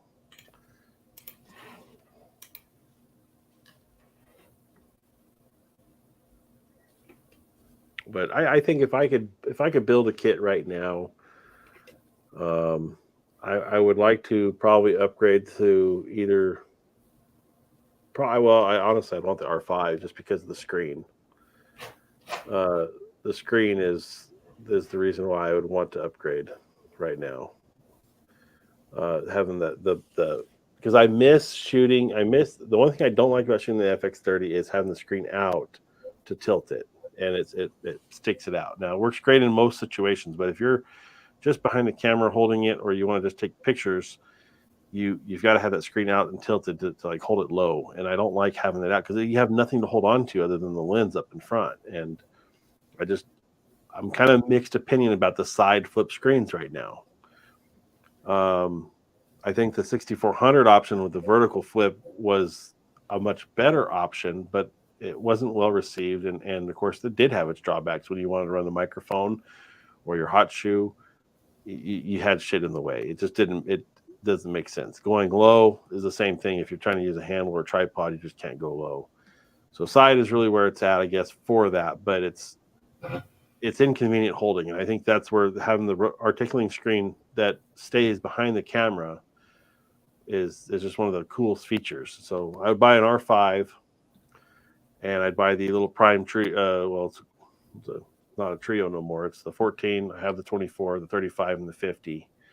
Got the 85 covered up still.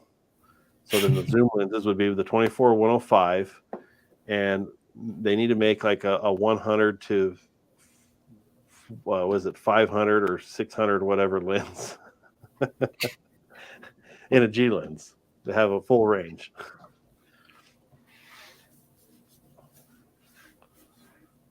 Who is it that makes that? Is it 35 to? Is it 35 150 to the 150? That's Sigma, isn't it? Tamron.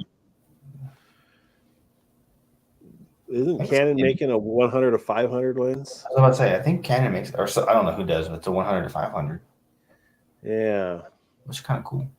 Sony needs to do that in a G lens, I think. Not a G Master, just a G lens, and then that would be perfect. The 200 600, the 200 600 is almost $2,000. Well, yeah, it's going to be expensive. You're talking about a $20,000 camera kit. No, you're talking about $20,000 camera kit. Yeah, I am. But yeah, it is. Oh, I don't know. I've got to a point less is more for me. A lot of it because it's I just going out to shoot. I got to get this video done too. So I got a whole video I'm working on the edit on to put out. I haven't finished it yet. I don't see it being done this week. Just so y'all know, since I will be out of town next week, and I don't plan on doing much out of town for video or photos. well, that's a good point right now. Actually, like less is more. It's been so nice to just carry the 2470, the 7200, and then like one prime. Where like before, I used to carry every single prime I had, every lens I had. I just have it on me just in case. Yeah, for no reason.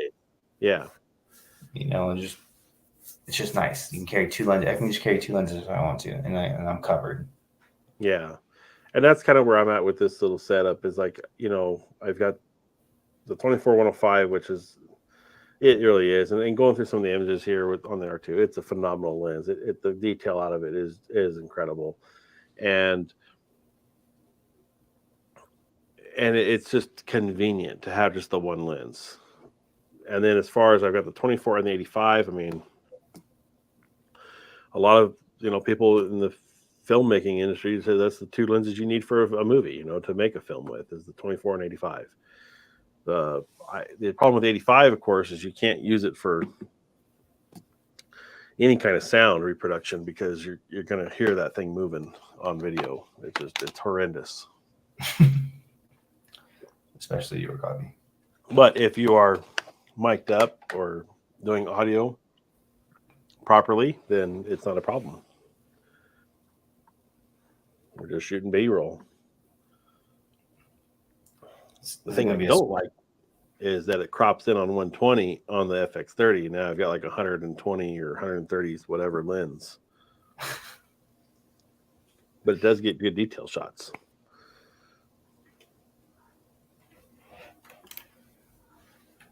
That's where I think I would like to have the 51.4 is for the B-roll on the FX30. Oh, yeah, that'd be nice. Because that puts it right at 75.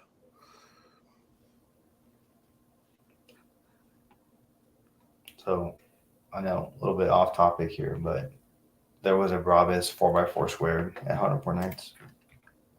Oh, really? A Brabus one, huh? Yeah. I think it was a beast.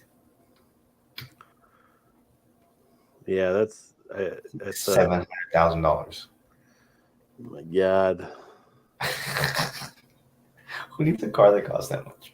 It's wild. No, the crazy part is who needs a car that costs that much, that has that much capability off-road, that'll never see the off-road. That takes it to a car show to park. Yeah. It's perfectly clean, no scratches. I if it was me, I would show up with the thing just covered in mud. Right.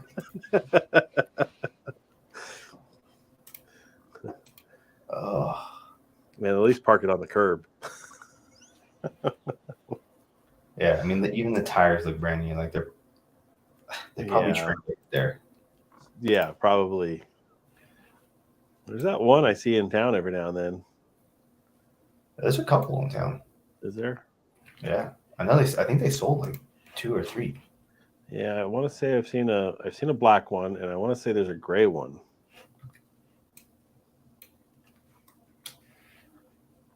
You can see them coming, that's for sure. Mm-hmm. Is it? No, I know there's a black one. I thought the other one was white.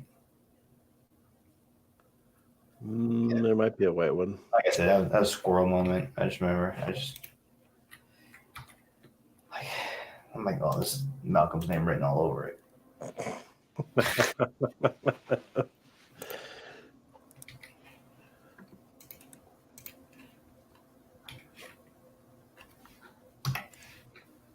Oh shit.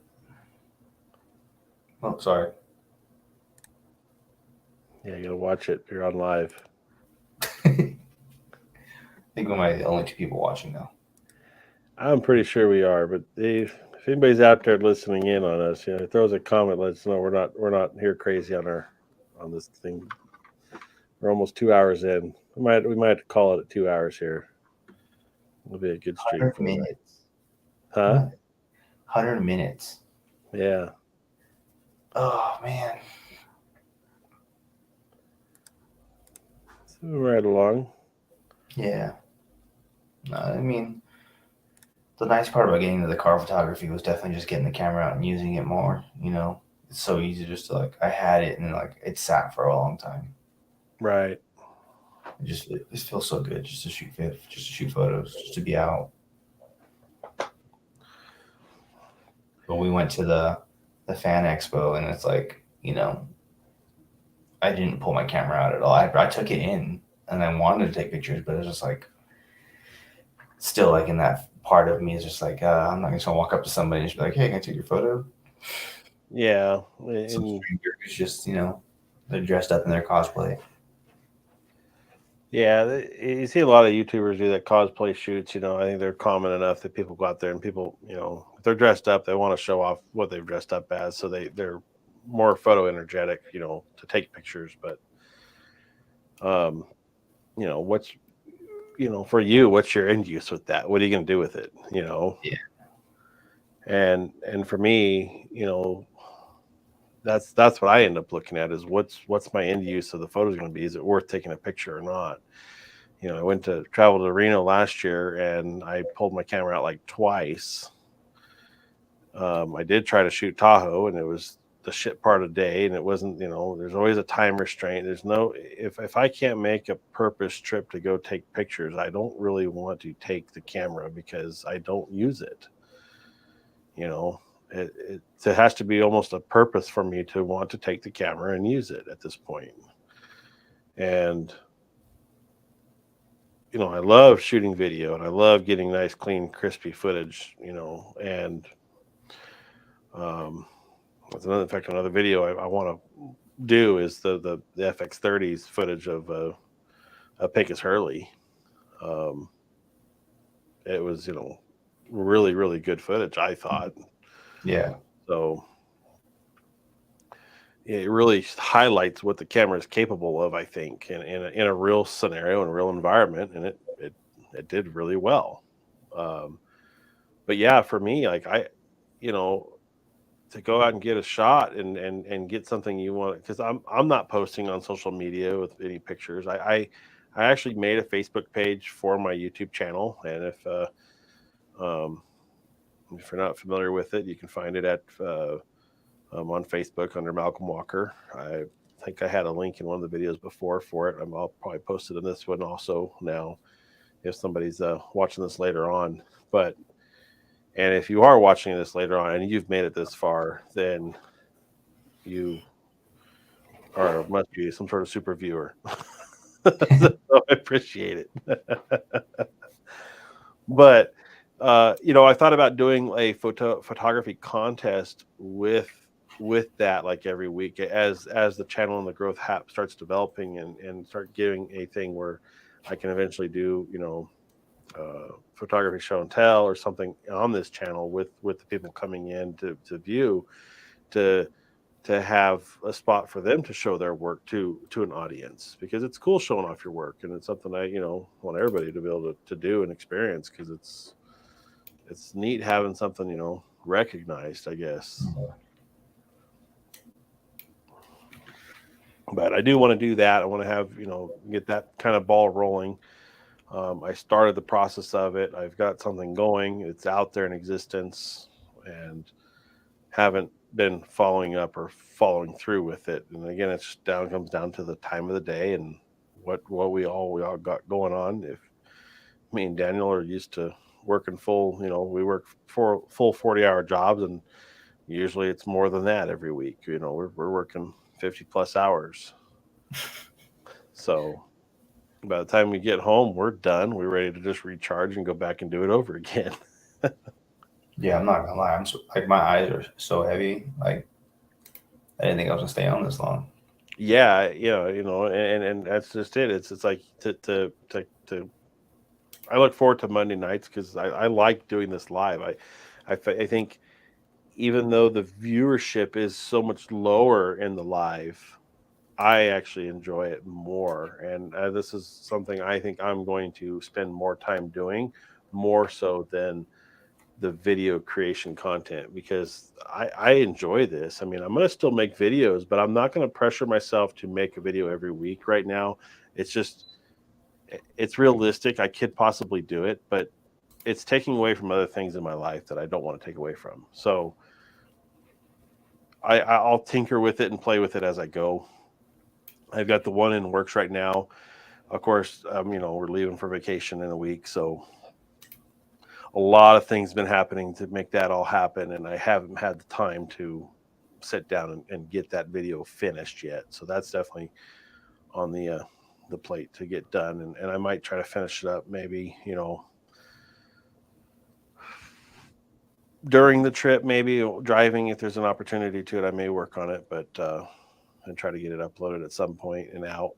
But I do want to get it launched hopefully before July is my goal on that video, because I don't know how good it's going to be, the video ultimately, and it's just me out shooting, these pictures like I showed you earlier with the flowers and the butterfly, and Yeah.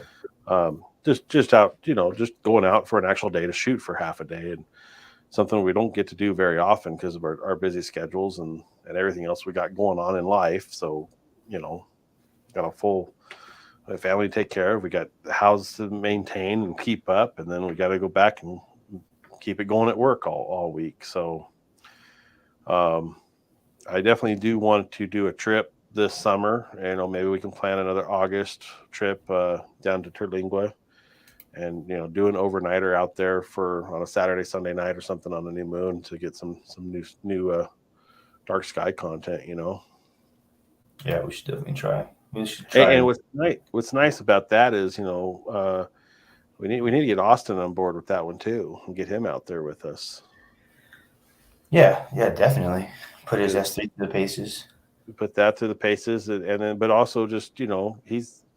We've got the 35 between all of us. We've got plenty of wide angle fast glass to shoot and see what we can get. But, I want to make a YouTube video with it, of course, and we've got the FX30 that is purposely done for filming us, and I just got to get some fast glass on it. Like the 85 would probably be a good glass to run on it at a distance.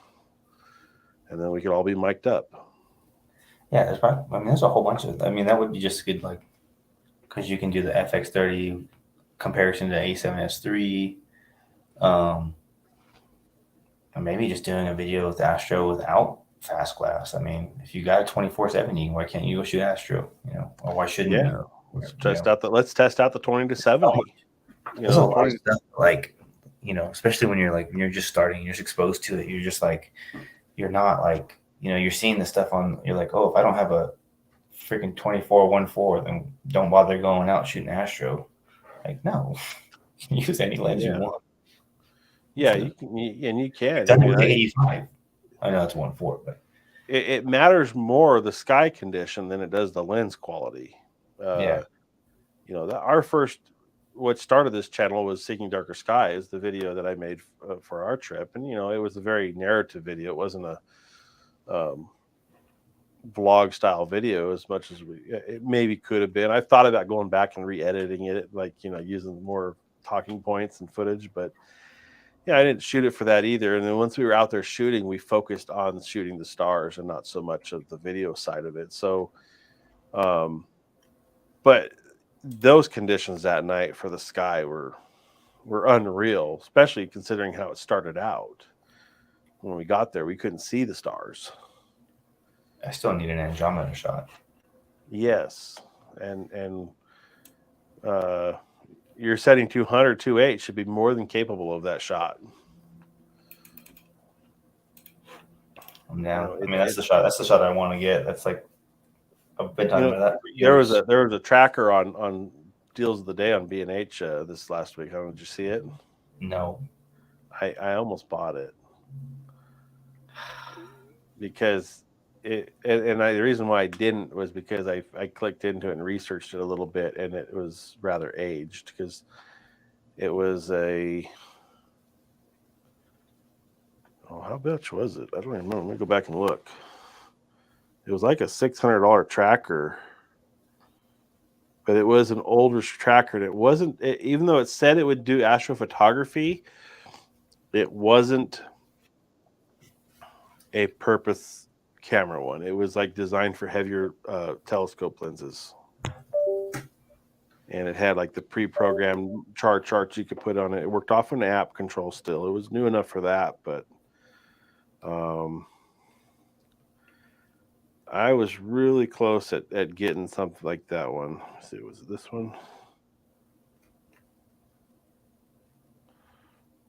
Find it here.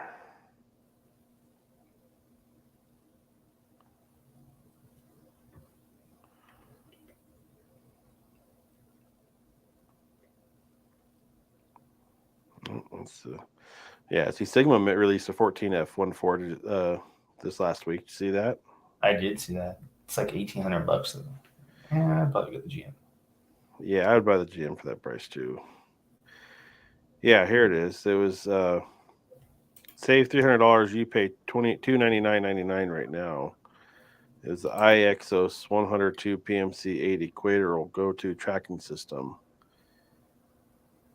And when I looked at it, it's about 5 or 6 years old, I think. I thought, well, $300 comes with a full tripod. It comes, the heavy base tripod, and it came with counterweights. It came with the geared the belt drive system on it, a track. I thought, well, that's pretty cool. And I started researching it and pretty much came to the realization it's a telescope stand, but it can do the camera stuff, but it didn't have the correct tilting mechanism to get a perfect polar alignment. And then I started looking back at the Ioptrons and realizing there was only $300 now, so you can pretty much get yourself into a tracker for less than $400. That'll hold a mirrorless camera and a big lens. Yeah, but I mean, you almost got the shot with your 24. I remember when we went to do the Comet. Oh no, that wasn't the Comet shoot. That was that night out there, the first night we were doing Seeking Darker Skies. Yeah. Looking north, we could see it in the image when I did a long exposure to the north. Yeah, we could see it, and it was prominent in the image. It's just the light output of it is very, very dim, and the other stars overpower it considerably. Yeah, and it shoots. Well, it's shooting back north too, over like Pecos. That's right. Yeah, our conditions weren't ideal. We need to go probably to the south end of New Mexico for that shot, where we're looking north to White Sands, and there's not so much light pollution that direction. Either way, that's a shot I want for this night sky. Terlingo might be an okay. Well, yeah, Terlingo might be dark enough out there to go north. Sure. Yeah, I'm sure there's quite a bit of dark. It's dark enough going that way, but it's also you can get that seasonally throughout the year vertical too, which is the ideal time to do it, where you're not shooting north. Because when it's straight up and down, you have a lot less atmosphere to get through to get the image.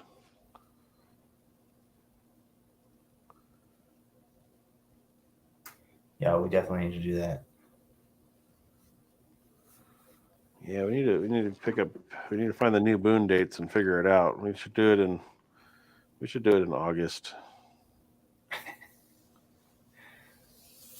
School starts like the third week of August, I think it starts for the kids. Yours probably starts earlier than mine because your kids were out like 2 weeks before mine.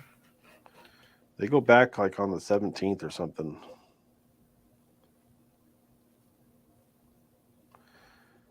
Yeah, I think they go back on the 17th. That's early. I'll have to look at the calendar and see what works out. We need to go down there. Let's do it. Make something work. I haven't even been to Twirling, but we need to do it at the Santa Elena Canyon too. With the Milky Way. That's another one. Yeah. That'd be a great photo. Yeah, we need to make it for like 3 or 4 years. Yeah, and that's another one that we need to go take time off of work probably to go plan that one out, to go in there and camp and then start hitting all the spots from the area, from that area. Yeah. And now that we're not like in the same department, it's like we can actually do that. Yeah, right. Yeah, it'd be a lot easier. I know I'll have some time to be able to use, that'll work out probably for us. So shit, I forgot I got time again now. I'm reset. Yeah. We both reset last month. Yeah. Well, they're approaching 2 hours, so we'll say it's about time to call it a night. We need to do this again. It was great having you on tonight. I appreciate you stopping by to join in. And I think my camera stops working when I don't move. Because like every time I start moving a little bit, it like starts acting. There it goes. Yeah, it starts coming in. I see you there now. That's weird. You need to so this week you gotta mess with that streaming on the R4 and get that working. Yeah, I'll check it out. I did Google it, but I think I put streaming with A7R4, but it was A7 IV videos it was pulling in. Oh, maybe we'll figure it out. There's a way to do it either way to output it. I wonder if I could have just streamed from my phone. You can do that too. You can use your phones. The phones, you can go into StreamYard and do it. Let me see here. Got 1 minute. I'm gonna join from my phone. Okay. Yeah.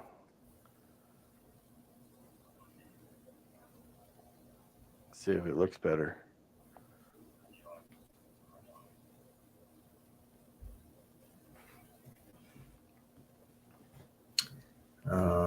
Okay, I'm coming in. Let's see. There you are. All right, gonna add you to the stream. Oh, way better. You got echo. Oh, that looks way better. Let me see. Oh, now I can't hear. Oh, yeah, that looks way better. It actually comes through and you can see it now. Look at that. That's crazy. Right. So now we can start over. S22? S21? Yeah, that looks good. That's what you need. And just turn it sideways. It should fill the screen. I can't hear anything though. You need to turn up the volume on one of them. Oh, you know what? I think it said put headphones in if you're having issues with audio. Oh, really? I'm getting a little reverb from you now.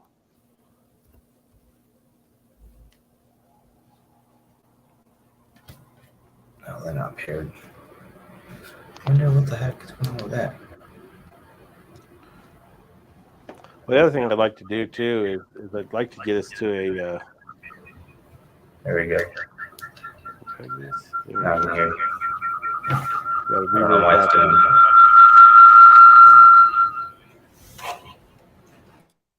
There. How about now? Is that better?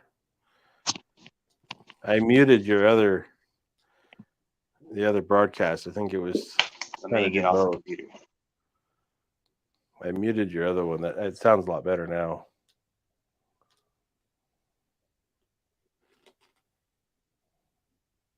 Is that better? Can you hear?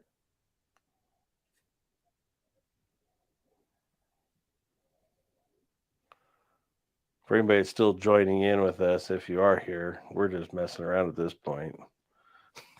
That works pretty damn good. Yeah. Yeah, I'd say that works. There's like a crazy echo. Like there's like a. I hear you say things like 2 or 3 times. I don't have that on my end, but I was getting a little bit of that. It sounded like when you first joined in. So I don't know if did you kill your computer? Let me just kick your computer out. There it goes.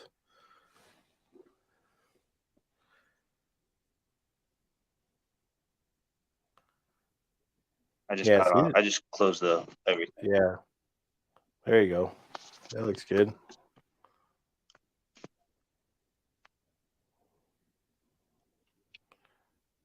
Yeah, just figure out that the streaming of the R4. Not bad though. I mean, No, it looks good. color looks like crap. Got a big green tinge to it.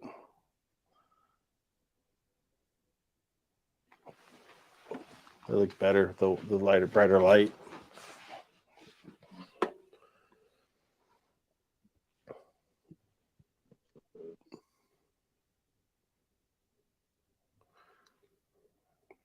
But the other thing I think we should do, as soon as I got that task cam coming, we need to do a sit down podcast style in here.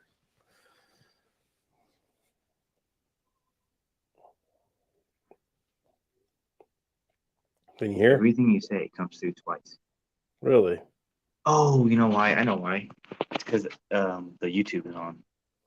The YouTube is playing in the background. They got it playing in the background. Duh. Yeah, there's a delay on the YouTube broadcast. I can't believe I just called it the YouTube.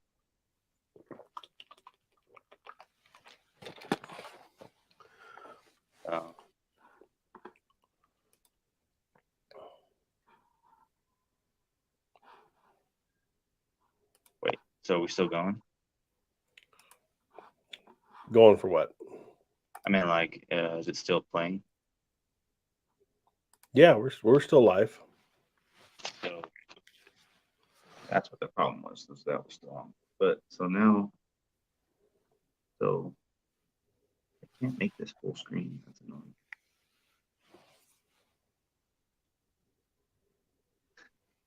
The YouTube is still going.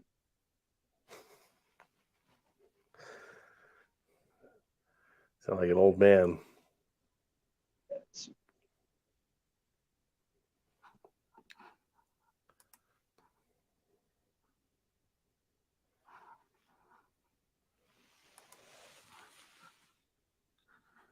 there we go.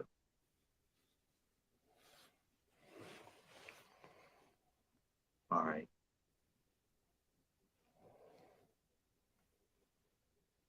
Let me turn on this light.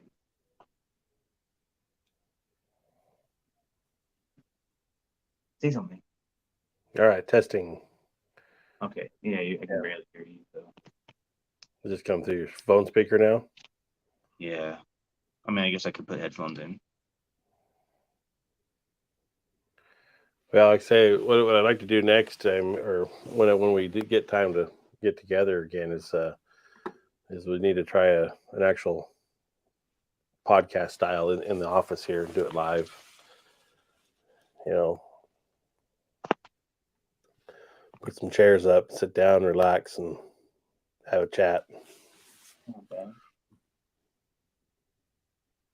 You sound muffled now. Do I? Yeah, I'm sure the speaker and the Yeah, the phone's just not coming through very, very well. But no, yeah, we'll check it out. We'll figure out how to get the R4 on the hopefully. Austin's still the A73 from Austin. yeah, I know that'll at least do it somehow. The A73 can do it. R4 should be able to do it. It's got to. Yeah, this is better. Actually, I would put it. Well, let me go grab my headphones. I just want to try. Okay.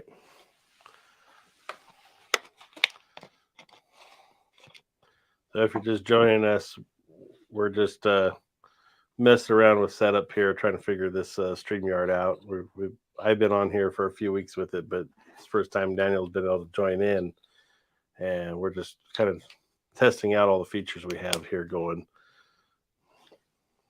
If you are here and want to give us a question or have a question for us, hit us up in the comments. You're also welcome to join in live if you like.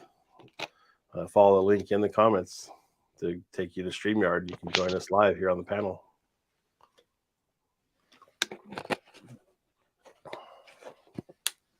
Can you hear me? Better? Yeah, I can hear you. Is that working better for you? Yeah, that sounds a little better. Say something? Say something. That's weird. So I had the link buds connected, but they were still just playing through the they're still just playing through the phone. Well, that's weird.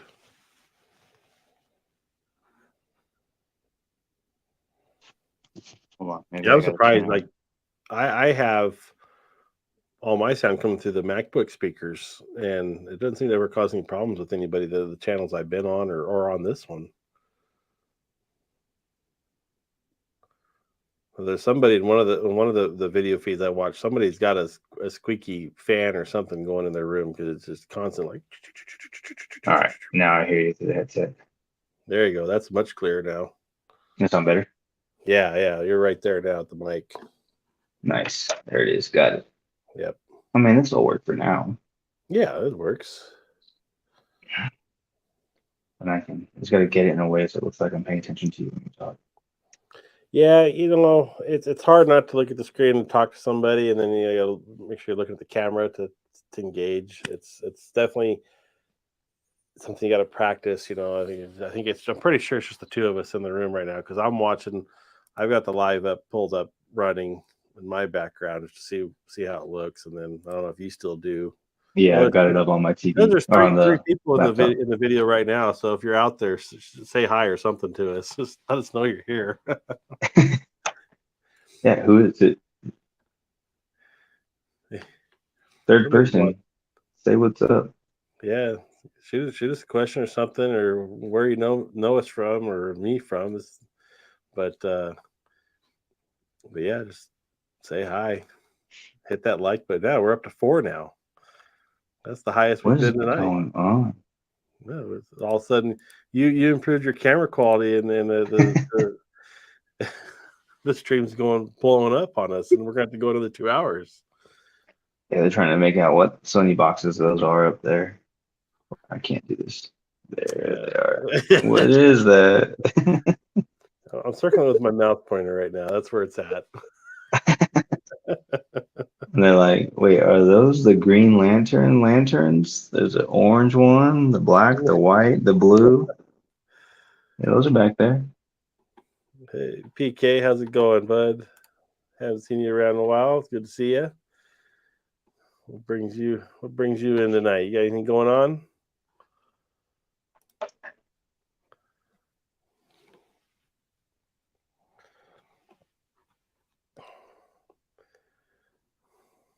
Yeah, we're streaming now. We got 4 people in the audience.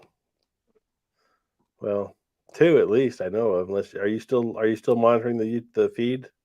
Yeah, Daniel? yeah, it's still up. It's still up on my laptop. Yeah, so we've got 2 people in here now. We got PK who's joined in, and we got somebody else out there.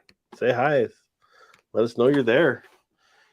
And if you have any questions for me or Daniel's a Sony shooter like me, and he focuses mainly on the portrait side of things. Portraits and cars. Yeah. Malcolm shoots landscapes. Landscapes, astrophotography, all those stuff that just ends up happening. Macro, flowers, houses.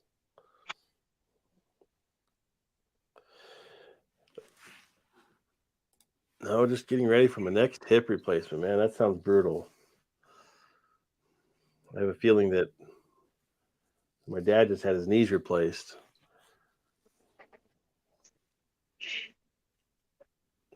PK, if I remember right, did you end up with you have the R2, don't you?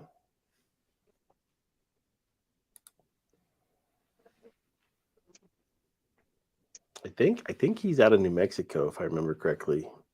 Am I right? Oh, we had a nice long conversation one night in the yes, one of my live sessions. He joined in for quite a good long while. We had a good conversation. All right, huh? What part of New Mexico? Remember?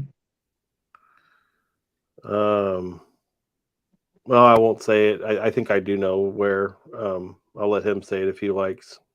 Or like the Southwest. You don't have to say the actual place. There it is. There you go. Hey, there we go. All right, all right. You drive through there a couple times. Yeah, I'll be going through there next Friday. Passing through.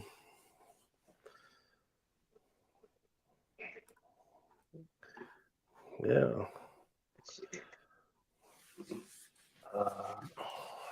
So getting a hip replaced, man. I hope it's for the better on that one. I hear people come out of that pretty good. Let's see. See, what's interesting in this count, and I never know on the count, is this. It shows me the live viewers is at 2 right now, which should be just us because we're monitoring the background. But I don't know if we lost. No, PK's still there. He just commented, so it's always weird. I never know the true count of who's all there. Cool. Number 2. He already did one, huh? How long between the first one to the second one did you have to wait?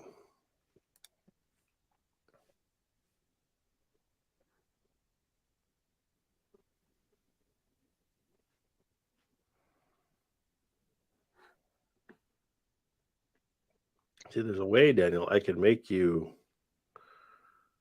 an admin on here too.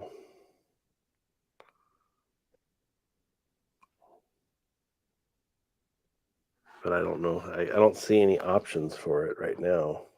In your YouTube studio? I don't know if it's YouTube or if it's no. I there's a way to do admins on YouTube, but no, on StreamYard, I want to say there's a way to do it where you can monitor like it once it gets growing and big. Right now, I can manage everything easily enough in here, but yeah, as comments start flowing through quicker, or you get like upwards of 20 people viewing at a time, it can get pretty crazy. December to July. Well, I wish you the best of luck in that, and hope it all goes smoothly for you. I know with Speedy recovery. My dad had his 2 knees replaced. Was it last year? I want to say the first part of last year, and then the middle part he did the other one, and everything went pretty well for him on his, and he's moving around a lot better on his knees now. He had some of the worst knees I think there were. He had them so they were operated on so many times and so many different surgeries and stuff done to him that it just killed him. So yeah, we wish you the best of that, and hopefully get moving around. I know he was talking about doing some traveling out of the country, and we're talking about what kind of cameras to use and all that. So hopefully this is just part of that step process to get that up and going. You can walk around all these cool places you get to go and visit.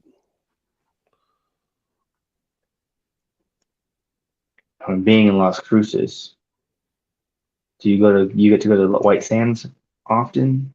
I mean, it's just like a hop, skip, and a jump from Las Cruces. Yeah, just before you joined in here, we were talking about doing where we were going to go to do our next Seeking Darker Skies, or our next video for that, and we've always wanted to go to White Sands for that. So have you ever been up there to do any shooting?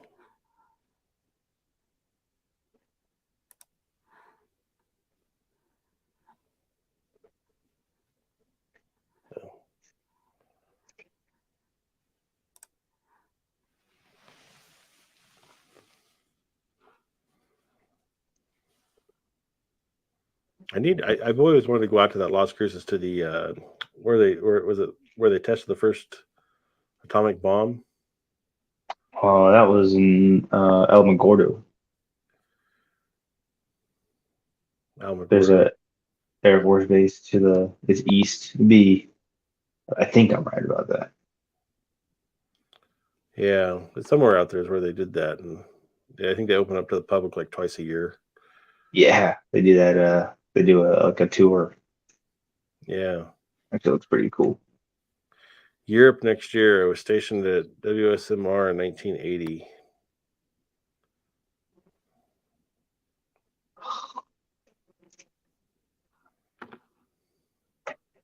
I'm not familiar with WSMR. Are you, Daniel? I am not. I am not. What branch did you serve in?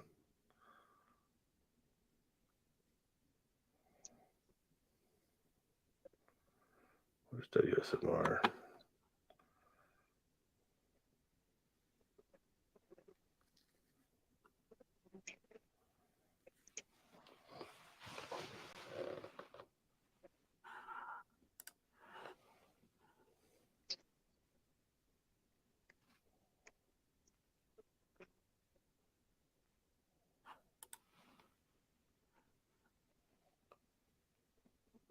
Oh, White Sand. Oh, he was stationed at White Sands Missile Range in the Army. Okay. Well, that's very cool. That's awesome. You got any cool spots you can take us to shoot? Photographs?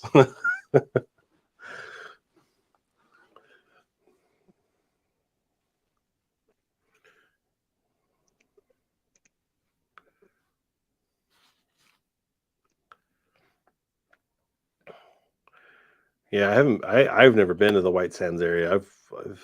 I got one photograph of it from up on the hill there in Cloudcroft. Cloudcroft, but Say I haven't been down to White Sands at all. I'd like to get down there. I know you're talking more about it than I ever am. Usually wanting to go there to shoot, and I'm worried about light pollution going south for Milky Way shots out of there from El Paso, Las Las Cruces. Cruces. Yeah. You have any experience out there, PK, or how the skies are at night? You get a lot of horizon glow, or sometimes the cameras see it, especially shooting 1.4 long exposures. You get a lot of horizon glow. We had horizon glow out where we were at, And there's like nothing out there. and there's nothing south. There, Yeah, it was getting crazy. Yeah. Yes, Fort Davis was like the only thing south of us. Yeah, and it's a dark town. And it lit up the sky. If you're downrange when they're testing missiles, it is cool. Sure.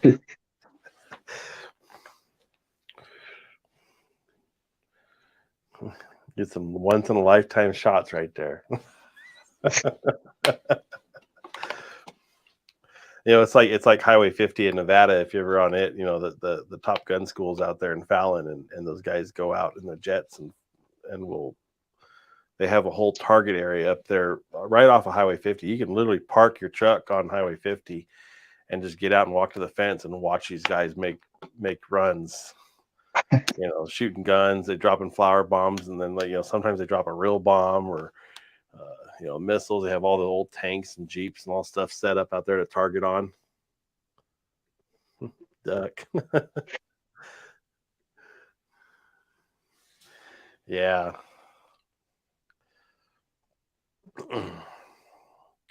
No, we got to get up there. We got lots to do. It's time.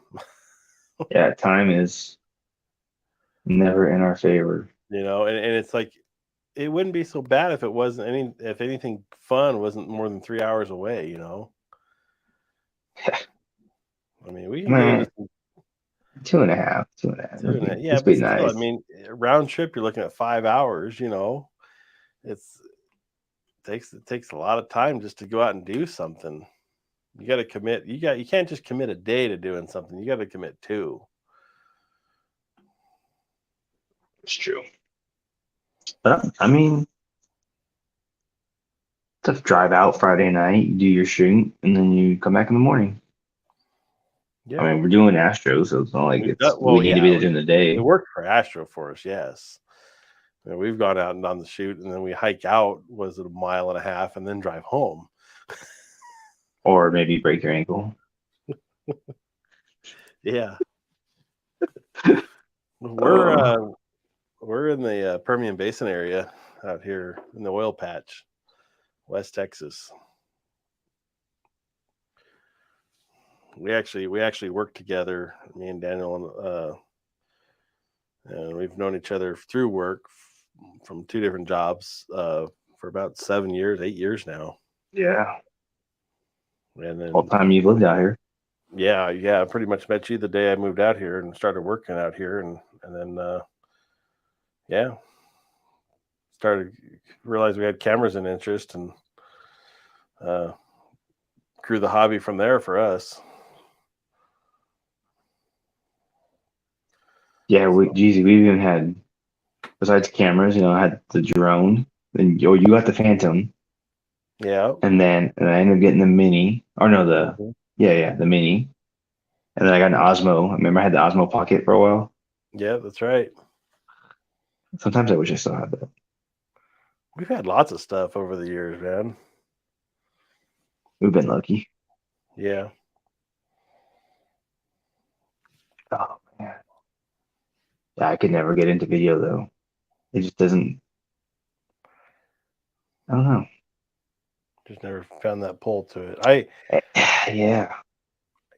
I grew up with it more than anything. I spent a lot of time in video and learning how to edit, with my dad, and he did it as a side hobby, and he did it even before on tapes and film. Probably before I was born, he was into this stuff and figuring it out. So my experience early on in high school was Premiere Pro 5, which is a paid program at the time that you can I think he still has it, honestly. He still has some computers he keeps that runs it, but of course the technology isn't there no more with that program with what the current camera technology is and the footage qualities. But learning how to edit on that. I mean, high school projects, I did some video work, and green screen work and stuff of that nature. I remember learning on blue screen before green screen was a thing. Blue screen was the thing. Blue screen right now wouldn't work for me with a blue shirt. But yeah, I always gravitated toward video more than anything. And then when I've always had the interest in cameras and wanting to learn photography, and I've had several rather high-end Sony digital cameras, before they picked up Minolta and started the Alpha series with the A mount. But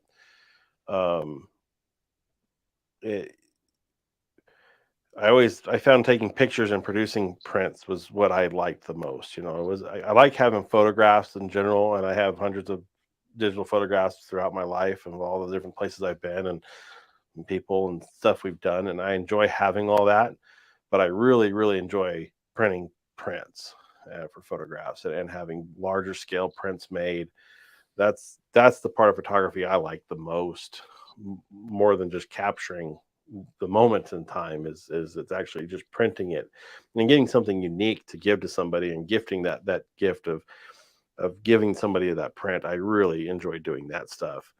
And video to me is something similar, but video takes so much time and effort to produce something, and you've got to just spend time doing it. And some documentaries and stuff people do, they spend years building a one 20-minute video, or that's great. I'm just getting started into photography, I think is what he means by that. And then hoping to make it to Europe next year after my hips recover. Yeah, that'd be an epic trip, man. Go check out Europe and go sightseeing right there. Yeah, there's a lot of cool stuff to take photos of over there. I'm definitely looking forward to doing that in my life. Just take a couple weeks and just get one of those unlimited train passes and just go wherever I want. Yeah. I always wanted to have like a 3-month time frame or something like that to Yeah. go on a GS or a big adventure bike and just explore the whole area of that continent on a bike. That'd be wild. So much cool stuff out there to do. That's my ultimate dream trip. And then the other one I really want to do would be the trip to circumnavigate Australia on a bike. You ride the whole coastline or something. How long is that? It's a trip and a half, man. That's a big long area. I want to say it's like 5,000 or 6,000 miles, maybe closer to 8. I don't know. Is it that big? Yeah, I think so. Maybe not. I don't know. No, I've never looked. It can't be that. All right, you look at that. I'm going to say, is it possible to send you a picture I took of the sky? What is the best way to do that? Okay. Google Drive. Well, that's that way, but I actually have a Facebook page that you can attach it to. It won't be a high resolution photo, but you can do it there if it's that kind of photo you just want to share. If you want to me to look at an image you took, yeah, Google Drive. I'm trying to think what I'm set up to receive in that. I think I do have a Google Drive somewhere. I just don't ever use it. If it's below 25 megabytes, you can email it to my YouTube email at livinggiantproductions@yahoo.com. That's another avenue. What's the other way? And my Facebook page, let me find it real quick. And I'll put a link to it in the comments. See if I can find it here.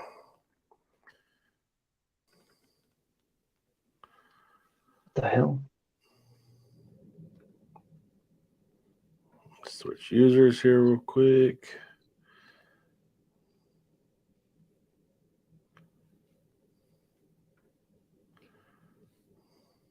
Okay, so how do I share this page or copy a link to it? See, I have all this stuff I want to set up and I've never set it up. I need to spend more time doing this back end stuff.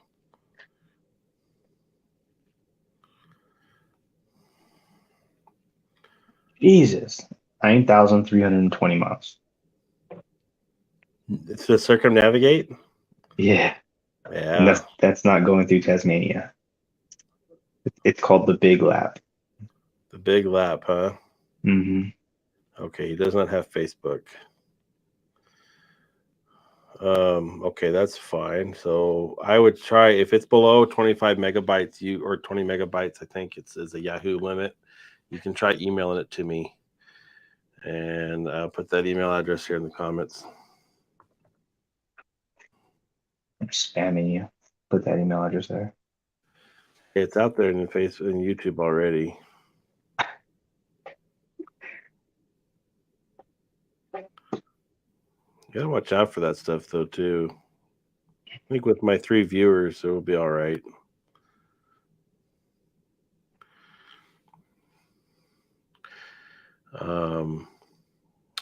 What do you want me to look at or the site? Do you want me to critique it? Do you want what are you looking for, PK?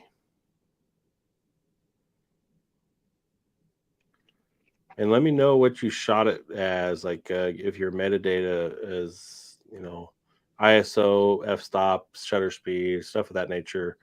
Let me know that data on it too.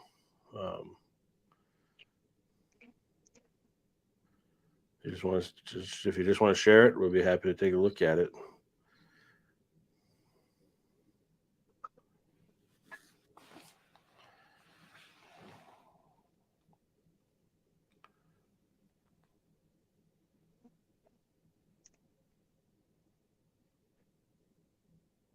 Boy, we're moving right along. We're at 2.5 hours, Daniel.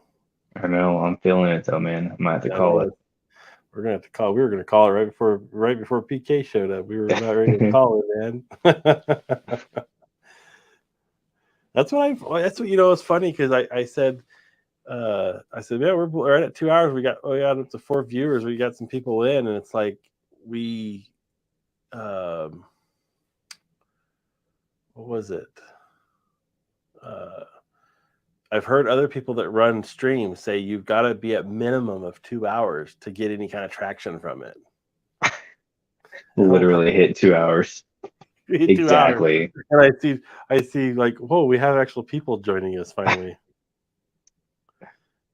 That it was a neat picture. Yeah, I were anxious to see it. If you send it over, I'll take a look at it. So I could share it on here even, but my sharing has stopped working, and it says it's going to shut down Chrome if I share my screen, because I had a picture I wanted to share tonight, and I'm worried I'm going to shut down the live stream if I do that. So I don't want to do that. Let's take a look and see if he's sending it over here.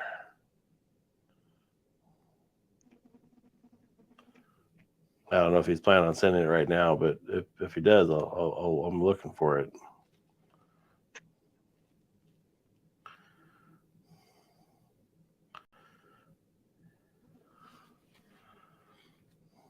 Oh god. I'll be right back. All right.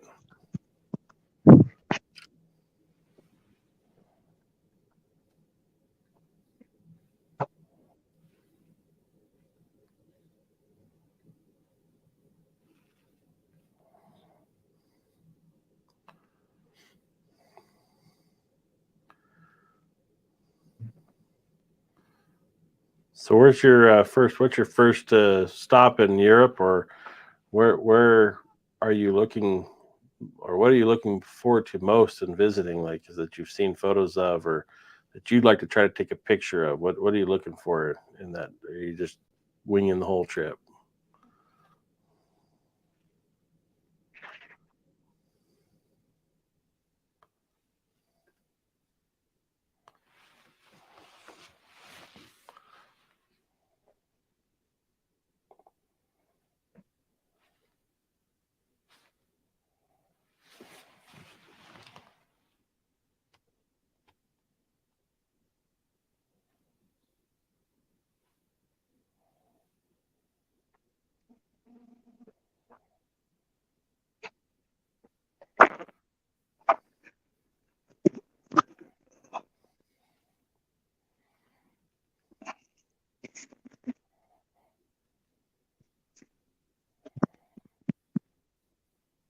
Yeah.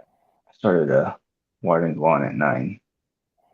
Ah, I forgot. we got a good drink in tonight, huh? Yep. Oops. So your son's living in Germany. Very cool. That's a place I've always wanted to go. Almost had the opportunity to go for a work trip once. I missed the opportunity the first round, and then I ended up changing jobs, and I probably would have been given the opportunity to go check Germany out. You aren't gonna go. Don't even.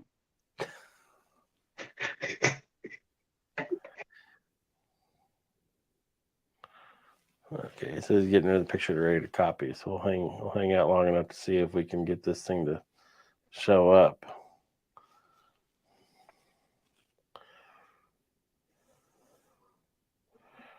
Oh no, let me just see if I can share the current. I don't think I can because it's Chrome.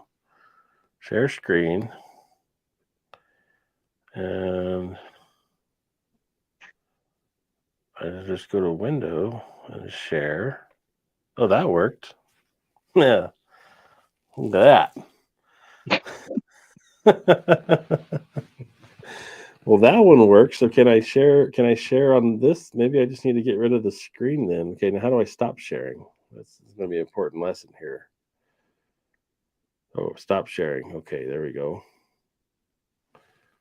All right, so let me just kill the second monitor real quick and just unplug it. Okay, now let me see. Let me put my picture up there that I was going to show you earlier so you can actually see it.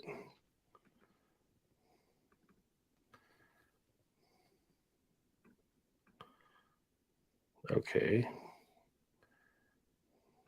Just downsize that a little bit there. Now I can go to, oh, you know, I wonder, this is going to be challenging. Let's see what happens here. Window, preview, share. No, I can't do that. I can only share the current.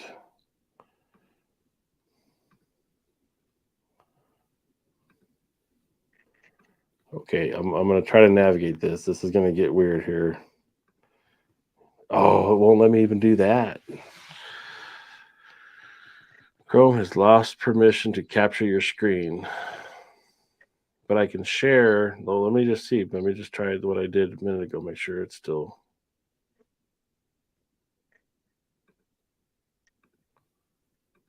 Yes, I can share that, but I can't share the rest of it. Well, figuring it out. His pick is on the way. All right.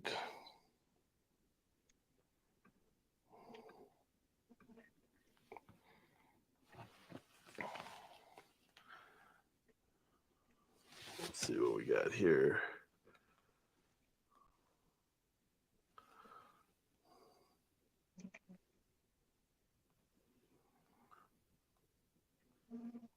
Yeah, it was crazy, you know. It was in that live stream on, I think it was Vahography. And the guy showed up in the stream on the panel that I think is the guy I ran into out in Terlingua that night. Oh yeah. The other one from a few weeks ago. Yeah. I mean, I was looking at the guy on the video and I didn't really recognize him, but he started talking about astrophotography and I was like, hey, you were were you down in Terlingua around this time? No, I go down there a lot.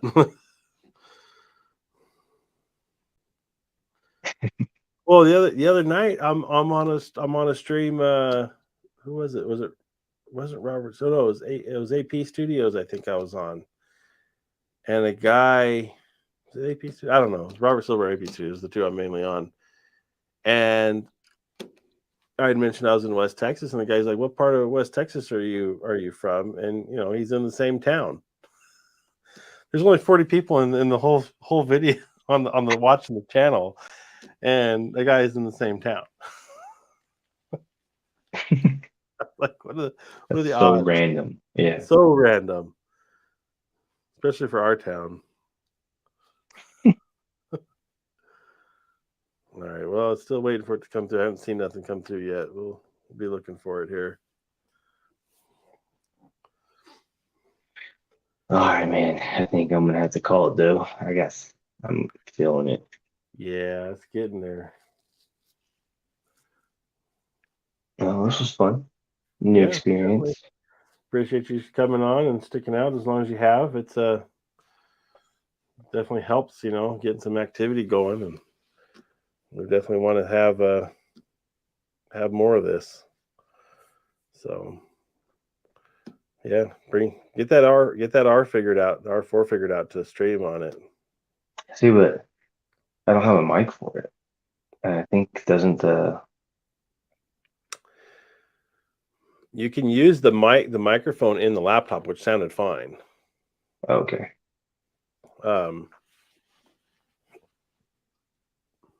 And depending at where the camera's at to your relation, I mean, that may work too. But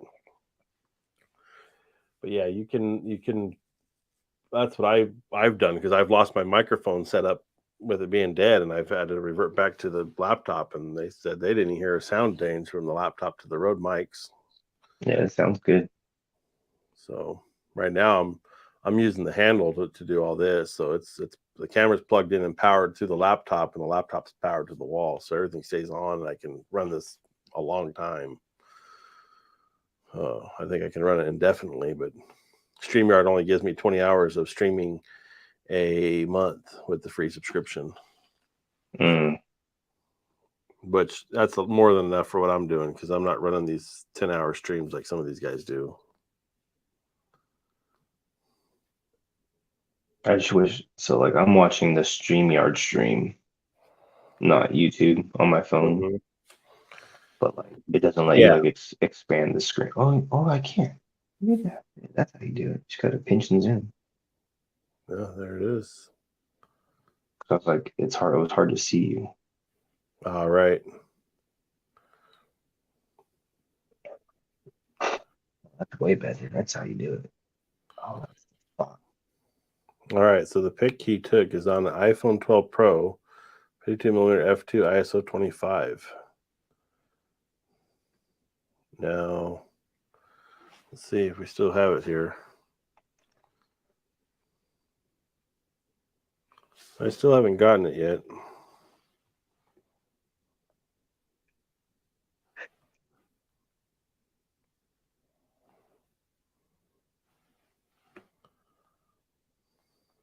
But I know pictures on Yahoo. Yahoo's never been good for that stuff. It takes a while to come through. You know what? I'll check real quick too, because that one sometimes gets filtered out. Let's go to the Span. it did show up.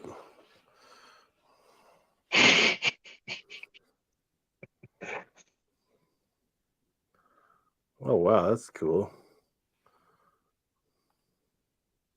All right, here we go. Let's see if I can. Let's see if you can see this picture here without being blown out. Oh, it's gonna blow it out. I gotta Yeah. change it. Let's see if I can change my brightness and turn it down. Is that?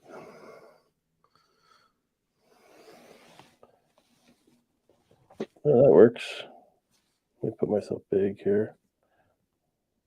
Oh yeah, that's freaking clean. That's a very cool photo.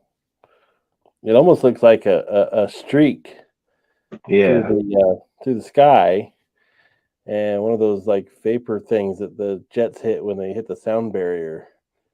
You know, like Yeah. a pocket, but it's like left the ripple That's cool. in the effect.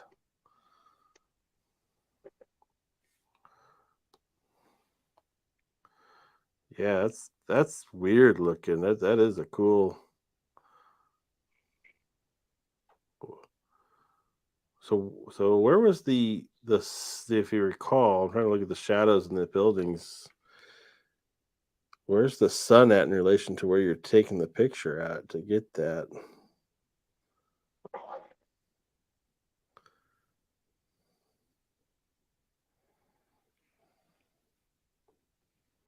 A very, very cool photo though. That's one of those one loss that you just like. That's why we have phones in our pockets now, because you can just see. It's like you see that in the sky and go, oh my God. And then you go and grab your camera and come out, it's gone. All the more reason to keep a phone on hand in your pocket. We get those. Have you seen those halos?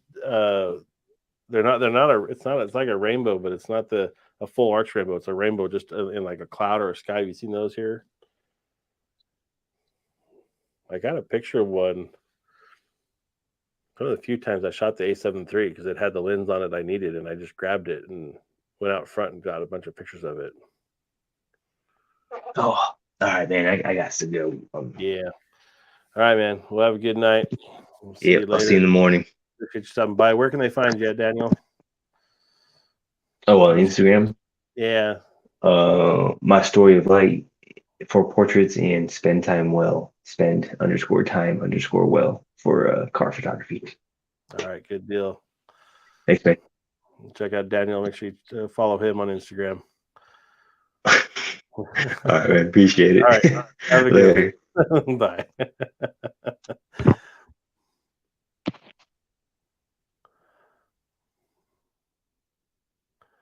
All right. Well, PK, if you're still here, I think I'm about ready to call it too. We're approaching 3 hours. I might, you know what? I'm just gonna stick it out to 3 hours because that way I can say I actually been on a 3 hour stream so far. Happened to be outside at the right time, February 27th, 2022, 5:02 p.m. Man, what caused that phenomena to happen? Was it? It's an interesting photo, man. You can see the light streak coming up from the bottom too, like through that cloud.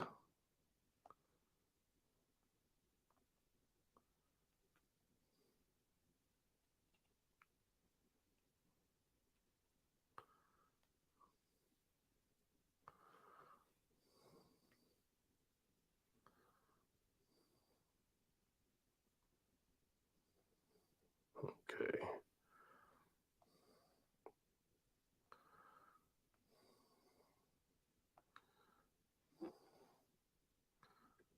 The sun was in the west. Which way were you shooting that photo? Anybody wants to see this again? I'll put it up on the screen.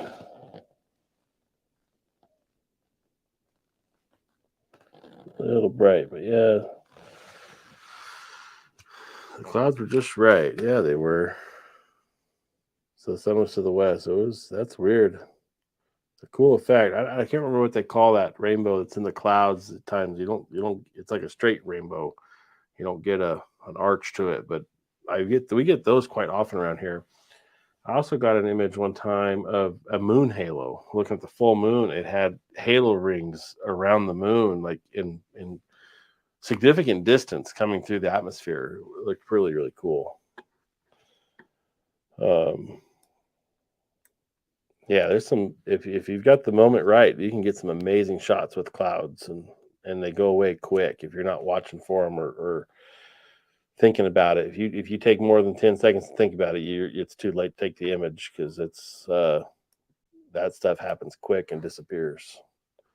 That's one of the fun things about photography to me too, is just, capturing something that's unique like that.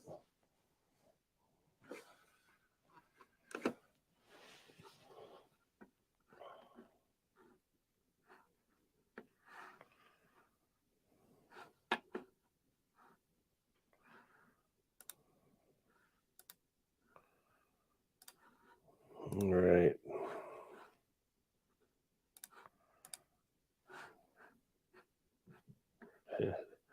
Stepped out of my front door and saw it. Heck yeah, man. You're like, oh, geez, what is that?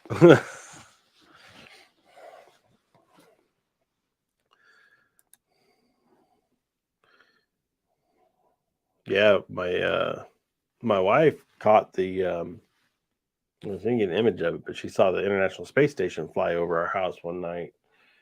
Didn't know what it was. And then the other thing I saw, we were outside.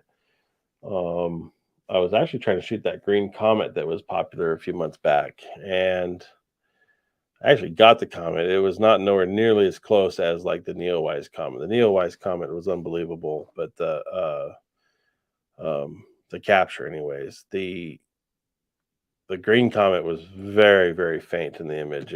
Very little detail. I don't know if I just shot at the wrong time or what, but it didn't work out. But while I was outside late at night shooting on a dark night, we had a row of the what are they called? Starlink satellites go by, and from the horizon, all of a sudden you see all these little lights and pin lights traveling across the sky rather fast. And I got an image off. I swung the camera around and took a picture. It was like a 3 or 4 second exposure, so the streaks like kind of streaked out in the image. And of course I was handheld, so it didn't work out really to get an image I could share. But it was cool because you could see them for only a brief moment, and then the sun reflection stopped off them, and you couldn't see them anymore. So those are the kind of things you're looking up at the starry sky. If you see those dots coming across, you only have a couple seconds. They won't go across the whole sky lit up. You'll just see them for a brief moment, and then they're gone. But the Starlink satellites there's a lot of talk around them with astrophotography and photography in general, the night sky, because it's going to change the night sky and what it's going to, what it's going to do for light pollution, or to take away the natural beauty of the stars and what we can see and what we can't see with those Starlink satellites up there. So far, I haven't seen any effect with them in my images, but that one night I did see them when they lit up, and it can definitely ruin an image if you're doing a long exposure. Now, You just do it with long exposure. Again, you'd be fine. You wouldn't see them, but I could see it being problematic as more and more of them go up into the orbit. Thinking of getting Affinity Photo to use for editing. I have not tried Affinity. In fact, I'm not even familiar with that one. I'm currently using Capture One version 22 for my raw processing, and the other one that I just have been trying out is Luminar Neo, and Luminar actually reached out to me and offered it, for review, and I reviewed it and I have a video out on my channel about it. And I'm impressed with Luminar Neo. It's impressive software for what it can do. It helps the R2 out significantly with like noise performance, I think. But overall, the raw processor in Luminar Neo is pretty good. And and if you're not familiar with that, all these different softwares that will view a raw image will view it differently. And it's not cut. It's weird. It's not cut and dry like this is the image it takes. It's like it has to actually process and develop the image to show it. And Lightroom, I always found that Capture One seemed like it had a higher noise level on the raw image before post-processing than Lightroom did. And Lightroom seems much softer in the noise, and it could clean up the noise better out of like Adobe Lightroom. But Luminar Neo seemed like it had a much more natural, just usable noise level of higher ISOs, and then it gets rid of it with that AI technology and that software. And it's pretty impressive software, but I haven't tried Affinity. I'm gonna have to look them up and see what they're about.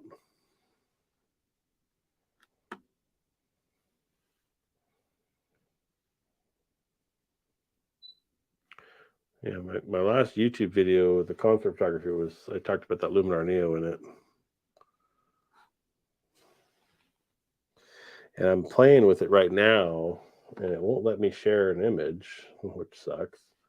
But I've been playing with a bunch of different edits that I took. So the farmland up north of me, old house, some flowers, some macro work that I shot with the R2 and the 24-105 I'm editing all with Luminar Neo. And hopefully to get that video going here. I doubt it'll be this week. Just I got too much stuff going on this week. Pretty much the only thing I set aside time for was tonight to do this live stream.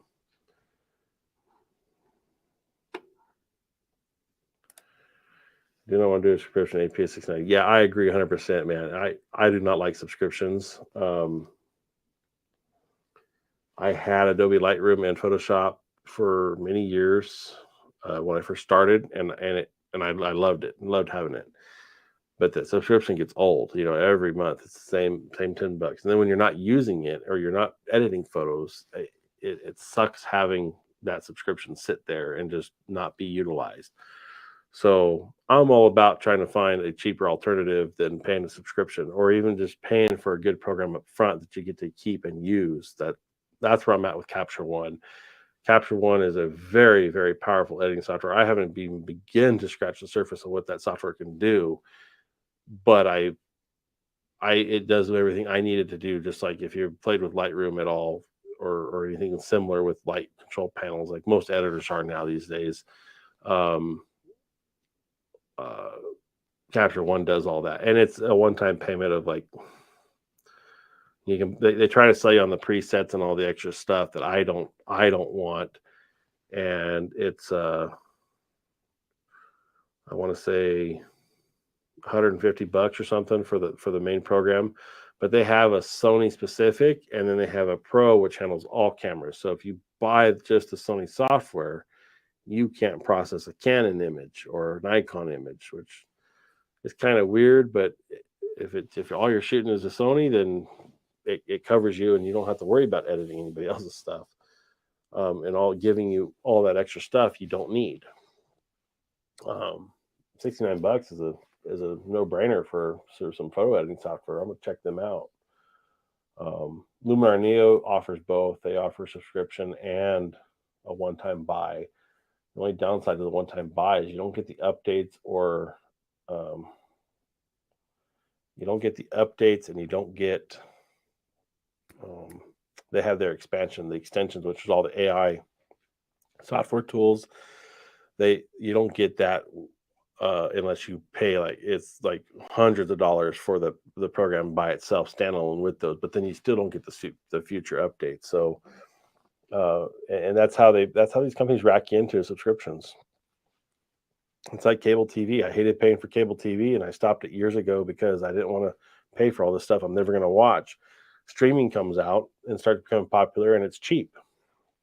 It's still affordable, but now we've got there's the main ones: Amazon, Netflix, Paramount, NBC, Peacock. I mean, all these different streaming platforms. By the time you're done paying for them all, you're back up to $60 a month. But I just pick just a couple, and then I'll rotate them. I'll shut them down and watch the shows on the one for a while, and then I'll shut it down and watch the shows on this one for a while. So I only have so much time to mess around with that subscription stuff. I've only played with Apple's Photo. Yeah, Apple Photo is very similar to something like Lightroom. I don't know if I've ever processed a RAW in Apple. But the raw images, you definitely are going to want something that can handle the ARW file that Sony produces. I'm trying to think of another one that I know of. But either way, processing the RAWs over the JPEGs is the way to go. Now, I recommend shooting in both JPEG and RAW if you're not familiar with editing RAW, because the RAW is like a digital negative. It does not have any correction at all. So you'll notice from the JPEG to the RAW, the JPEG will have lens corrections put in on the image. So lenses create certain distortions to the sensor and can create different lengths and pulls everywhere. So when you do a lens correction, it removes like barrel distortions or corrects the look of it by preset, by knowing what lens you have. So like all the Sony lenses and cameras are loaded into these bigger programs. They have the presets logged in on them that correct all that. So you'll see that difference if you're viewing a JPEG image on your computer versus the RAW image. You'll see that color difference, and you'll see the image distortion difference, because JPEGs, the computer automatically puts in the lens corrections, and it does a color correction for you. That's why I use RAW plus JPEG. Yeah, and does it have the database of lenses built into that Affinity photo? Do you get all the lens corrections preset, or do you have to just get the option to adjust them? Because you can adjust in all these programs. You can make your own adjustments if you want.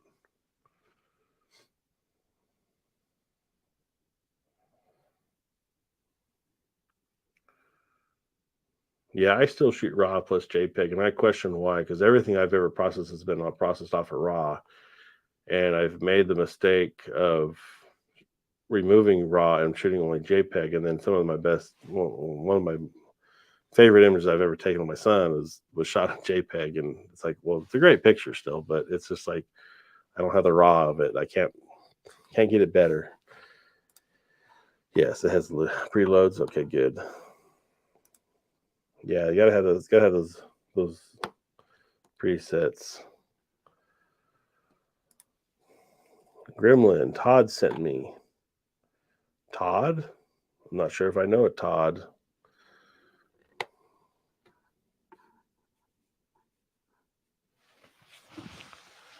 Gremlin, thank you for stopping by. What you shooting?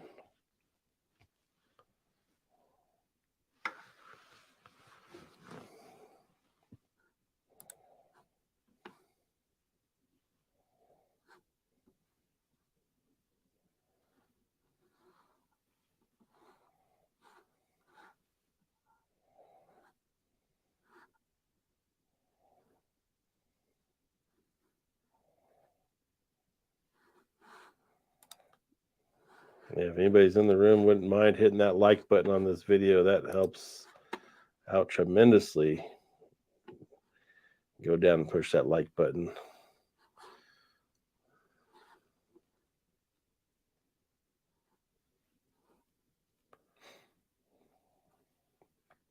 We are almost at 3 hours on this stream, and I'm about ready to call it.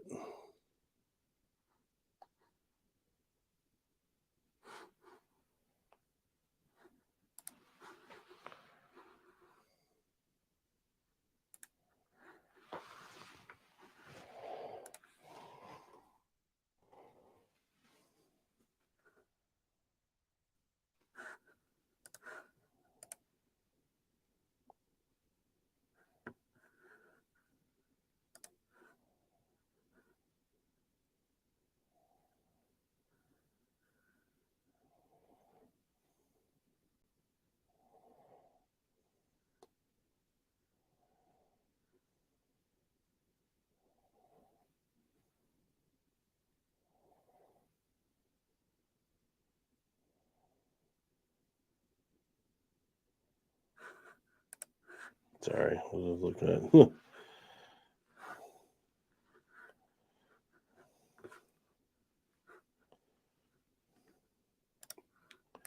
We are over 3 hours, guys. I appreciate you watching through.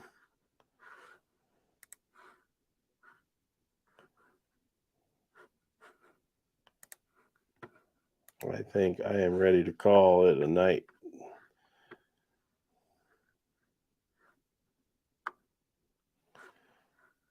So at that, I think I'm about ready to shut it down, guys. I appreciate you guys stopping by and watching tonight. And thank you to Daniel for stopping in and joining the live stream for almost 2 hours, I think. A little over. No, he was in it for almost 3 hours. Take that back. And appreciate you doing that. And if you guys are here right now, go down, hit that like button, subscribe if you haven't already. And remember, Monday nights, 9 p.m., I will be on live. I will say I am going to be gone next week. We are going to be on vacation, and I will not be doing a live on next Monday, but the following Monday it should be back to normal schedule. So with that, I'm going to say goodnight, guys. You guys have a good evening, and we'll see you on the next one. We'll talk to you later.